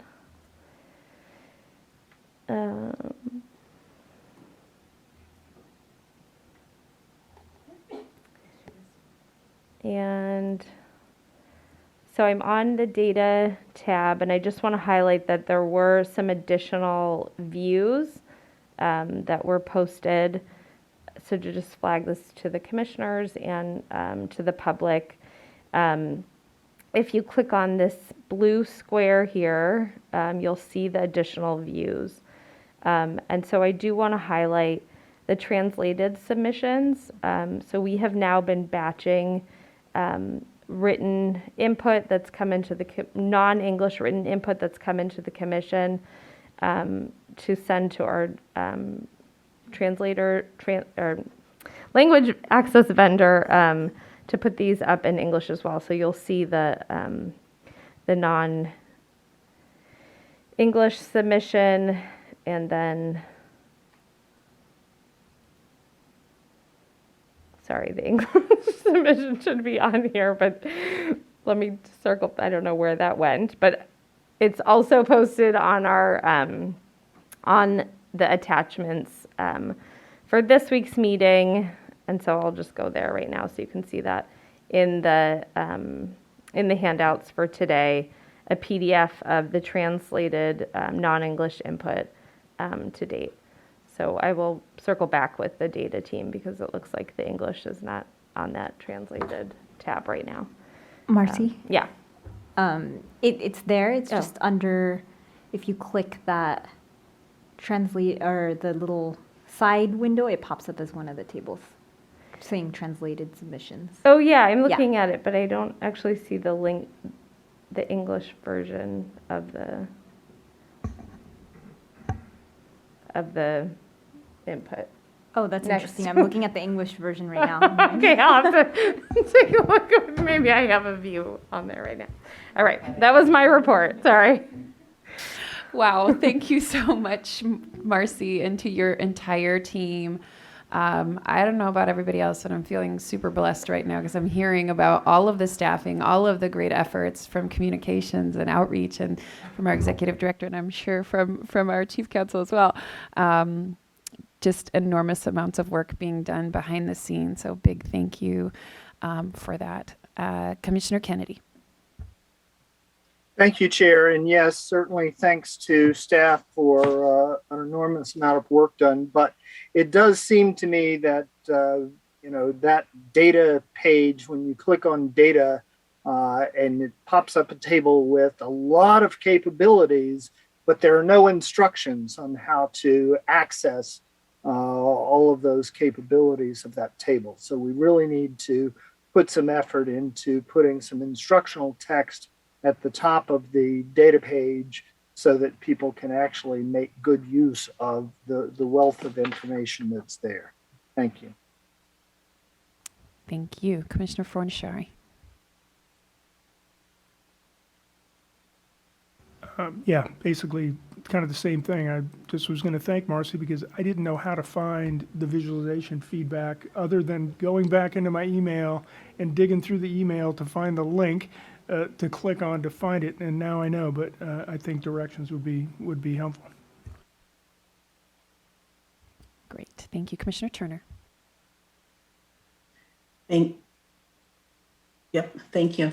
I was going to say, I'm not sure, Marcy, Director Kaplan, what you're clicking on, but when I am also under the translated submissions, mine's come up in English as well. So maybe there's some other button or something that you're pushing. So it's there and it works. It's coming up for me. Yeah, so I just wanted to say it is there. Very good. Thank you for that. Any final comments or questions for Director Kaplan? If not, let's move on to our report from our Chief Counsel, Chief Counsel Payne. Thank you, Chair. Very brief, and I just want to highlight for you when we get to the subcommittees, I'll be looking to the Administration and Finance Subcommittee to help with a personnel update, specifically a hire of a retired annuitant for the legal division. And the proposed individual is very well qualified, been chief counsel for a number of years, and has worked for commissions, state bodies, and departments. So we'd be very lucky to have him. But then I will defer to the subcommittee at that point, and that is all the legal affairs update at this time. Very good. Thank you. Commissioner Fernandez. Yes, Chair. If you want, we can go through that motion right now. That'd be great. The subcommittee, Commissioner Fernashari and I have gone through the application, and we are recommending approval and that we move forward with the hiring of a retired annuitant attorney, and I will make that motion. I will second. Perfect. Thank you. So we have a motion on the floor and a second. Any discussion? Yep. I'll just kind of reiterate what Chief Counsel Payne said. Really super well qualified individual. A lot of chief counsel experience in a number of different agencies and chief counsel experience in a commission-like setting. So really well qualified. That sounds fantastic. Looking forward to meeting the candidate. With that, I think we're going to need to take any additional comment I should ask. Oh, excuse me, Commissioner Yee. Thank you. Just wondering if, Chief Counsel, if you could say a little bit more about the duties for this hire? Sure. So as with retired annuitants, they are hired on a project-by-project basis, on an hourly basis as well with that. So this retired annuitant would be addressing Public Record Act request issues, Bagley-Keene, help assisting with Bagley-Keene issues, perhaps even stand in for a meeting or two, and helping a lot with the other legal tasks to assist the other retired annuitant who is out for a period of time. So he might step in for contracts and conflicts of interest issues, but primarily he's going to be focused on assisting with Bagley-Keene and Public Record Act issues. Thank you. Commissioner Toledo? Yeah, just curious about, in terms of the org chart, with this hire, are you fully staffed in legal affairs at this point, or are there additional hires that you're planning to make? Because I'm remembering others, but I can't. Yeah, so we've looked to have 2 retired annuitants. For a period of time, we did, and now we're down to 1. And so this is a goal to get back up to 2, and we should be fully staffed at that point. Very good. Any final comments or questions? Chair, if I could, I please, forgot yeah. to mention that this individual would also be doing the legislative updates. I didn't want to leave that out. Thank you. Very important, actually. That's been very helpful to get legislative updates throughout this process. Although I think they're in recess at this point, so hopefully not too much more in the near term. Any additional comments before we move? We'll need to take public comment on the motion on the floor. Director Hernandez, do you have the motion up? Perfect. Katie or Christian, could we go to public comment on this motion? We sure Yes, can. Chair. The commission will now take public comment on the motion on the floor for the hiring of a legal affairs retired annuitant. To give comment, please call 877-853-5247 and enter the meeting ID number 878-6915-4817 for this meeting. Once you have dialed in, please press *9 to enter the comment queue. The full call-in instructions have been read previously in this meeting and are provided in full on the live stream landing page. We do not have anyone in the queue at this time, Chair, and we will let you know when the instructions are complete. Very good. Thank you. Any additional comments while we just await the finishing of the stream for that to pick up? Yeah, just one. Can you spell out retired annuitants instead of just, because I have to find something, and Commissioner Kitagawa did not comment, so. I chose not to type it out in case I misspelled it. I'm like, no, don't do it. We have full faith in you, Alvaro. And those instructions are complete on the stream, Chair. All right, very good. And so with that, I think, Director Hernandez, we are ready for a vote. Very well. Thank you. We'll start with Commissioner Sinai. Yes. Commissioner Taylor. Commissioner Toledo. Yes. Commissioner Turner. Yes. Commissioner Vasquez.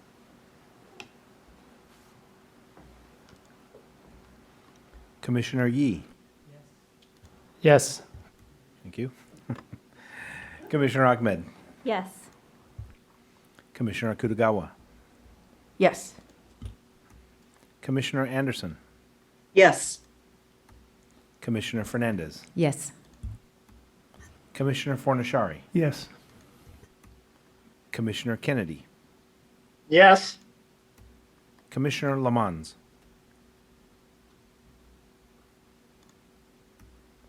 And Commissioner Sadwani. Yes. The motion passes. Thank you all. Thank you so much. All right, and I think that is the end of the director reports. And actually, Katie, we're going to need to take public comment on agenda item number 3, director reports. Okay, Chair. The commission will now take public comment on agenda item number 3, director's report. To give comment, please call 877-853-5247 and enter the meeting ID number 878-6915-4817 for this meeting. Once you have dialed in, please press *9 to enter the comment queue. The full call-in instructions have been read previously in this meeting and are provided in full on the live stream landing page. Now we do not have anyone in the queue, Chair, and we will let you know when the instructions are complete. Very good. I spoke too soon. We do have people in the queue. Okay. One moment. And we will have caller with the last 4, 3818. You will please follow the prompts to unmute at this time by pressing *6.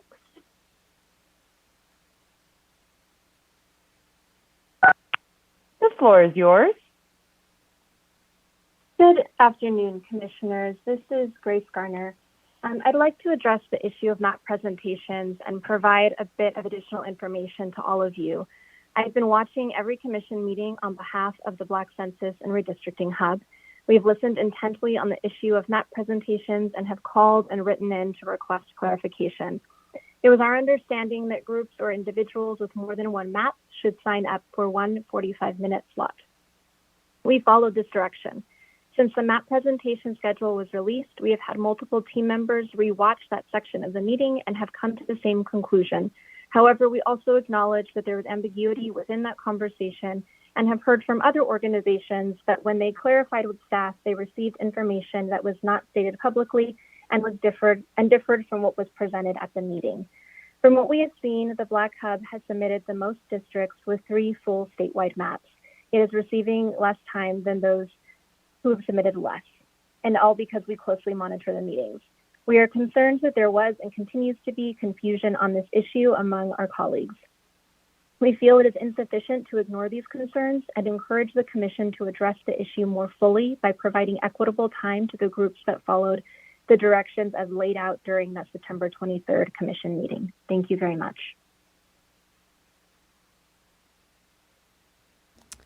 Thank you for that, Ms. Garner. We appreciate you calling in. I think we addressed this in the beginning of the meeting that there was nothing written on the instructions that would prevent multiple submissions. We had talked about it in the meeting that was something that could happen. We didn't encourage groups to do that. Certainly, I don't believe staff did that to the best of my knowledge. Certainly, we didn't at the Commission level. So I'm so sorry that there was, if you felt that there was ambiguity. But we worked very hard to ensure a equitable process. In fact, that was the key driving factor. In fact, many groups had requested that we have meetings only for organizations, and we felt like that would also impinge on equity issues. So my apologies if you feel that you weren't able to get the time slot that you wanted. This was based on the submissions that we received, and that's what people got. Thank you for calling in. Thank you so much. And right now we have caller 0514, and up next after that will be caller 7296. Caller 0514, if you'll please follow the prompts to unmute at this time by pressing *6. The floor is yours. Good afternoon, Chair Sadwani and Commissioners. This is Lori Schellenberger, Redistricting Consultant for Common Cause. And I'd like to start by saying we appreciate the work of Director Kaplan and staff and the huge logistical undertaking of getting the public map presentations coordinated. Please don't take our comments today as a criticism in any way of the amazing work you've done and continue to do to engage the public in the process. But when Common Cause looked at the presentation schedule for this week, we were very surprised by the times allotted in relation to what was being presented because it did not appear to be consistent with the policy you adopted. So we sent an email to Executive Director Hernandez yesterday flagging that concern and suggesting that an email be sent to all presenters offering them the option to amend the request for time, since there were potentially presenters who would have signed up for more time if they'd known that was an option.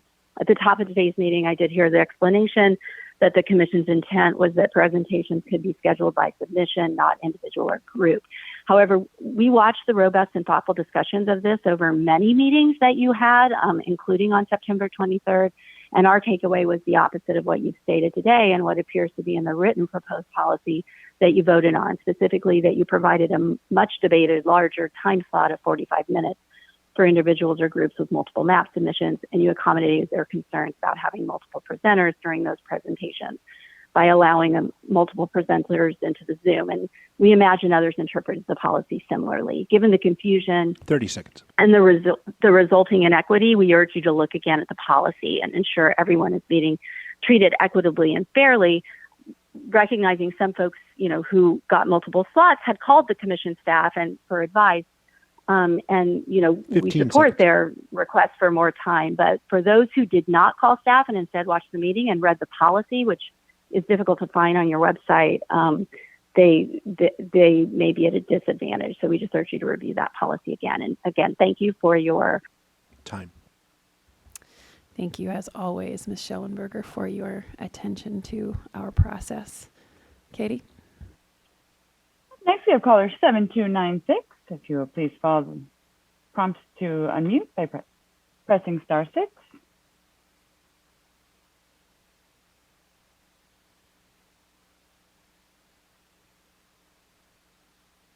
The floor is yours. Good evening, Commissioners. My name is Deanna Kitamura, and I'm with Asian Americans Advancing Justice Asian Law Caucus. I'd like to comment on the map presentation time slots as well. First off, thank you for providing the public the opportunity to present their submissions. My organization signed up for and is scheduled for multiple slots. We were initially confused by the sign-up instructions since we have 3 mappers and each is the primary presenter for their respective map. So we contacted Commission staff, who was very helpful in clarifying the process to us. We only learned yesterday that other groups who have equally large submissions or even larger submissions than us have less time than we do because they signed up for 1 extra large presentation slot, even though they may have multiple presenters as well. That means that those who have 1 presentation slot and submitted 3 statewide maps will have only 15 minutes on average to present each map. The consequence is that you, the Commission, won't get the full benefit from such a truncated presentation. So in the name of equity and fairness, we urge you to provide those organizations additional time if they've requested it. Thank you. Thank you for that, Ms. Kitamura. Katie, are there additional callers? There is one more caller that called in. If you wish to call, caller 7554, if you called in, they did choose to raise their hand. If you will please follow the prompts to unmute at this time by pressing star 6.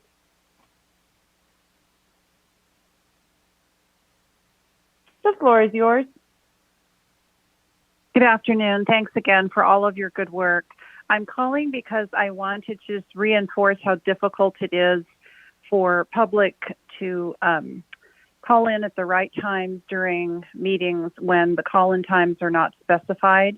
And staff are advising me that I should just watch the 3 to 8 hour long meetings. I do work. It's very difficult. And I just looked at the outreach results that have been recorded for the process this cycle. And since we're dealing with a very low 25%, I think it is, statewide level of citizens participation, I would just really encourage staff to try to do the best that you can to give public the slot time when we should be queuing up to give our input. And thank you.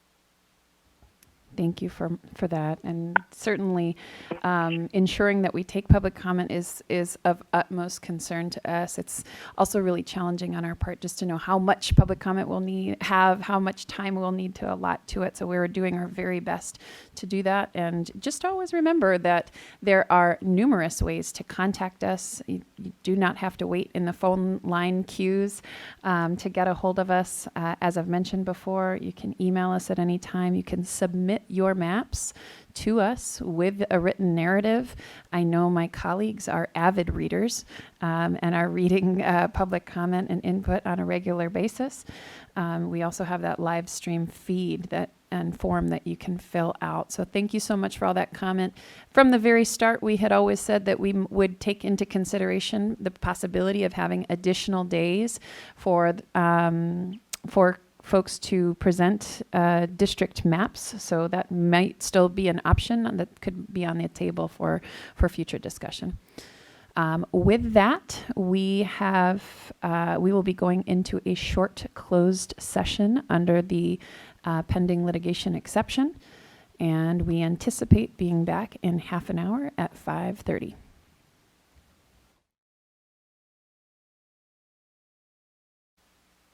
Commissioner Kennedy, my apologies. Yes, sorry, go ahead. I did see your hand earlier. Okay, well, it got lowered somehow, and I tried to raise it again, and it got lowered again, so I raised it again. Just wanted to ask staff to please update the meeting schedule document so that the last column reads location rather than languages. Thank you. Thank you for that catch. And if no other comments, we will proceed to closed session and plan to be back at about 5:30. Thank you, everybody. Welcome back to the California Citizens Redistricting Commission. We are just returning from closed session where no action was taken. We have a little bit left on our agenda. I believe there are some subcommittee reports and public comments standing between us and the second half of the Dodgers game. So we will continue with agenda item number 4, subcommittee updates. My understanding from commissioners is that most of the subcommittees actually don't have a whole lot to report back this evening. So I'm just going to call on those who I believe do have some items to raise for the commission. And we'll start with F, website. Commissioners Kennedy and Taylor.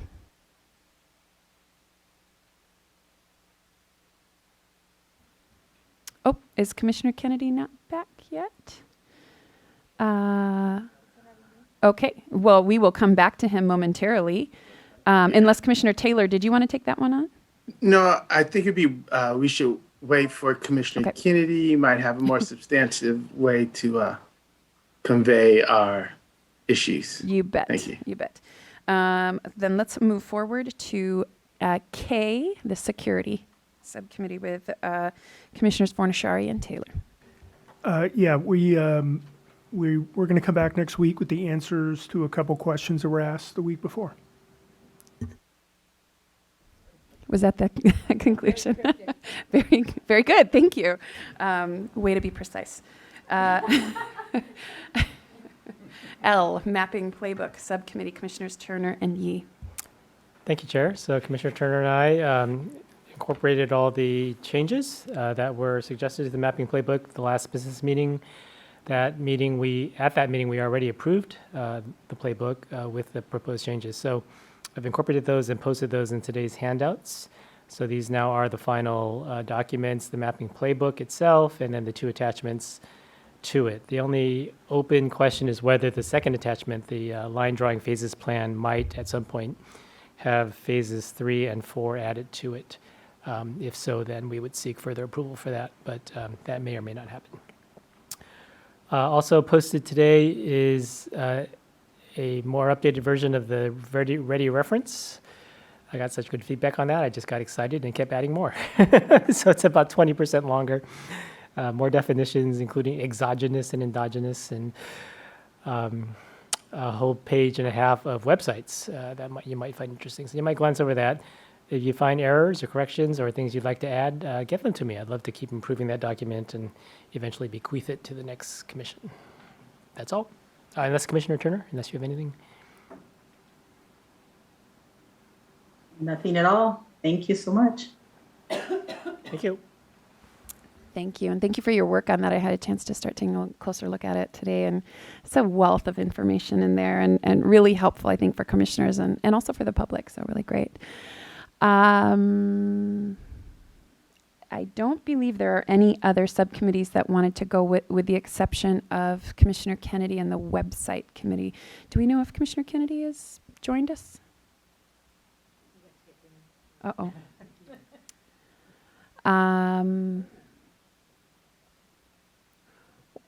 Well, with that then, we will conclude this piece. If Commissioner Kennedy does jump back on, we'll try to allow him some time to talk about the website subcommittee and his update that he wanted to share. With that, I believe VRA compliance doesn't have anything today, correct, Commissioner Yee? We will go to public comment, both on agenda item number 4, as well as general public comment at this time. Katie, take it away. Absolutely. The commission will now comment on agenda item number 3 and on the subcommittee reports. And general public comment. Once you have done agenda item 4. Agenda item 4 and general public comment. Skip comment, please call 877-853-5247 and enter the meeting ID number 878-6915-4817 for this meeting. Once you have dialed in, please press *9 to enter the comment queue. The full call-in instructions have been read previously in this meeting and are provided in full on the live stream landing page. And we do have someone in the queue, caller with the last 44328. If you will please follow the prompts to unmute at this time by pressing *6. The floor is yours. Thanks. My name is Dan Ichinose, last name spelled Ichinose. I'm research director at the Orange County Civic Engagement Table. We want to express our appreciation to the Commission for the opportunity to present our plans over the next 3 days or so. We did want to reiterate some confusion, and I know other folks have expressed about kind of the reservation system and the opportunities to present during multiple slots. I know that there were some partners of ours who are presenting statewide plans who I think based on that confusion were only able to get one slot to present those maps. So we were hoping that the Commission might reconsider the number of slots given to those groups and allocate the time necessary to present the plans that I know were very well orchestrated and thought through. So appreciate if you would entertain that possibility. Thank you.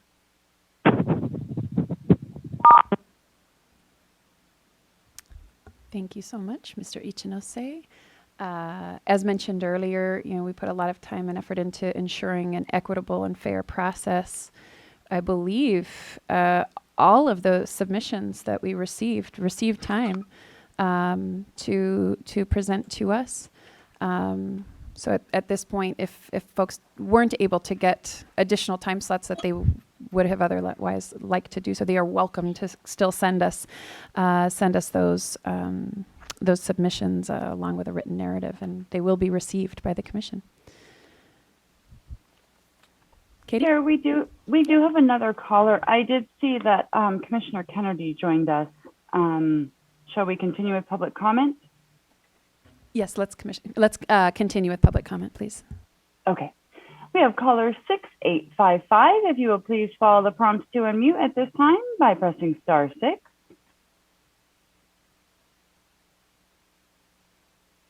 The floor is yours. Commissioners, good evening. Sam Sukatan from California Environmental Voters Education Fund here. Want to echo Dan's conversation. I appreciate the Commission's response and continued engagement, both in building this process and moving it forward. Also happy to see that material will be accepted after the October 11th deadline. But looking forward to kind of some continued work and hopefully resolution on expanding appointment times, if that's at all possible. We have our 45 minutes tomorrow. I'm very excited to see all of you then. And I don't think we're going to be asking for any time for ourselves particularly, but recognizing with some of our partners there was some confusion. I know that you've done a lot of work on that today. I know that there's going to be probably more work on that in the future. And I hope you have a good rest of the meeting, and I'll see all of you tomorrow. Thank you, Mr. Sukatan. And we have another caller with the last 46562. If you will please follow the prompts to unmute at this time by pressing *6.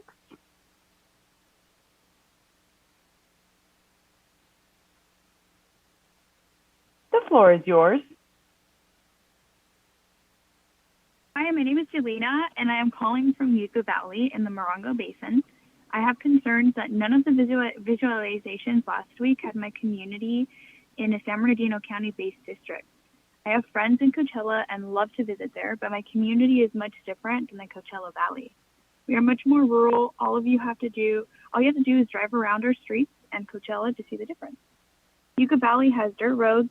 We don't have a lot of grass and fountains because we conserve our water. Driving around Coachella, you see that they are not conserving water. They have a lot of upscale communities with fancy resorts. We are actually tied to the high desert and Victor Valley with respect to water and culture. We have the same law enforcement agencies as the rest of San Bernardino County High Desert, same agency partnerships with fire protection as the High Desert. Our school districts work with San Bernardino County districts. I think we should really be with our rural desert communities in San Bernardino County not so much more developed and urban areas in Riverside County. Yucca Valley has less than 30,000 people, and putting us into a district with a population based in Riverside County could mean that we don't get fair representation, and I wanted to pass that concern to the commission as well. Thank you.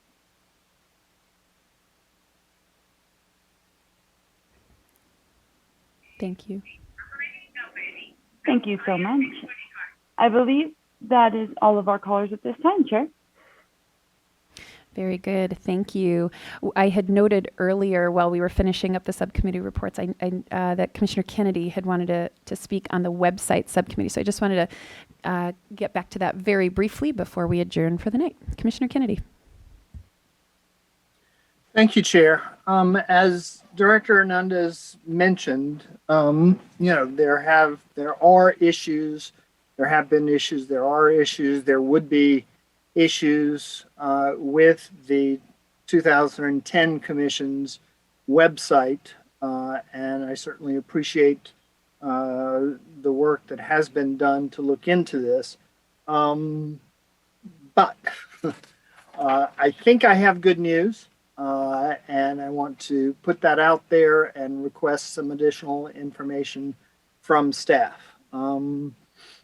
It occurred to me recently that it might make sense to check the Wayback Machine. I don't know if colleagues are familiar with the Wayback Machine, but the Wayback Machine is an archive of supposedly the entire internet, or at least the most relevant parts of the internet. And sure enough, the Wayback Machine includes a number of snapshots of the 2010 Commission's website, including one dated 27 June 2020, just before we were selected. So while we cannot, it doesn't seem that we can get the state in any way to provide access to the 2010 Commission's website, it does appear that the Wayback Machine may be the way that we can ensure that folks have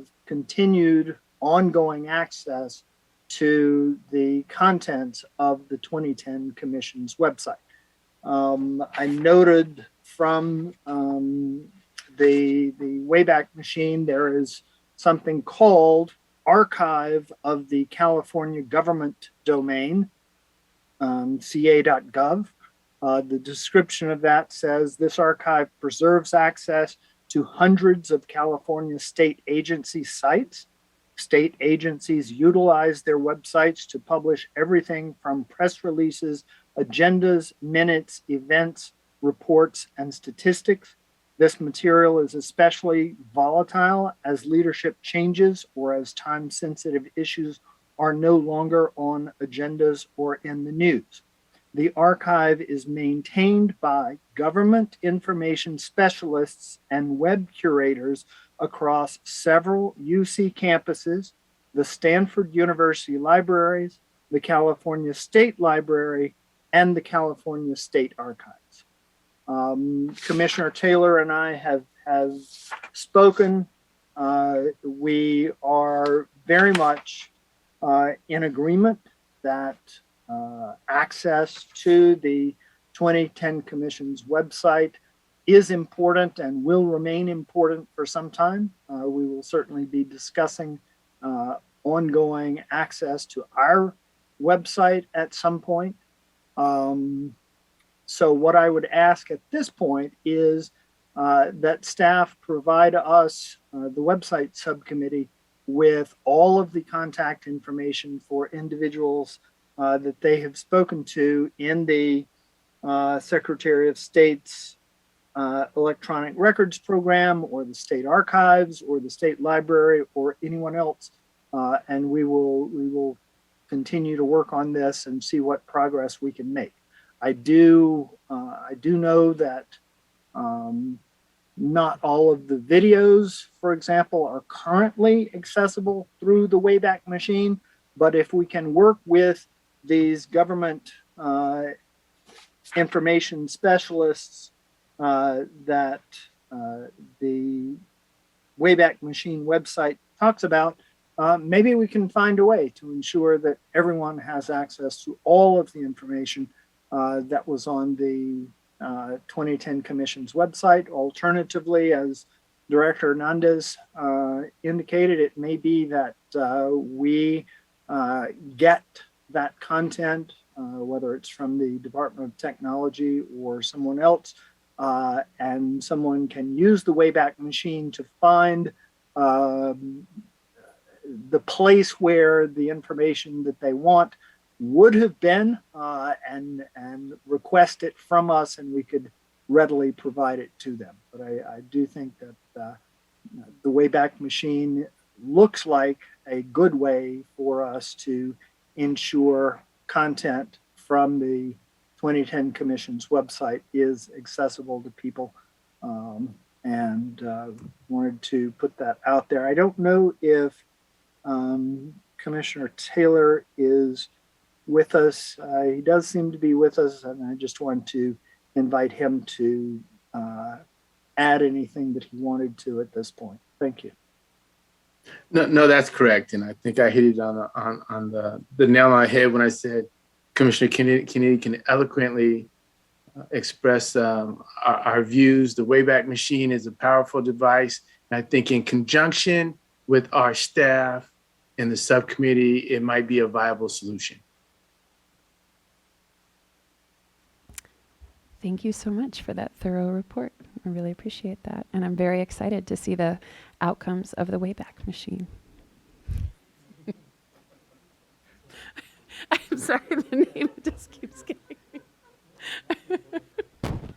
The name can be slightly beguiling to the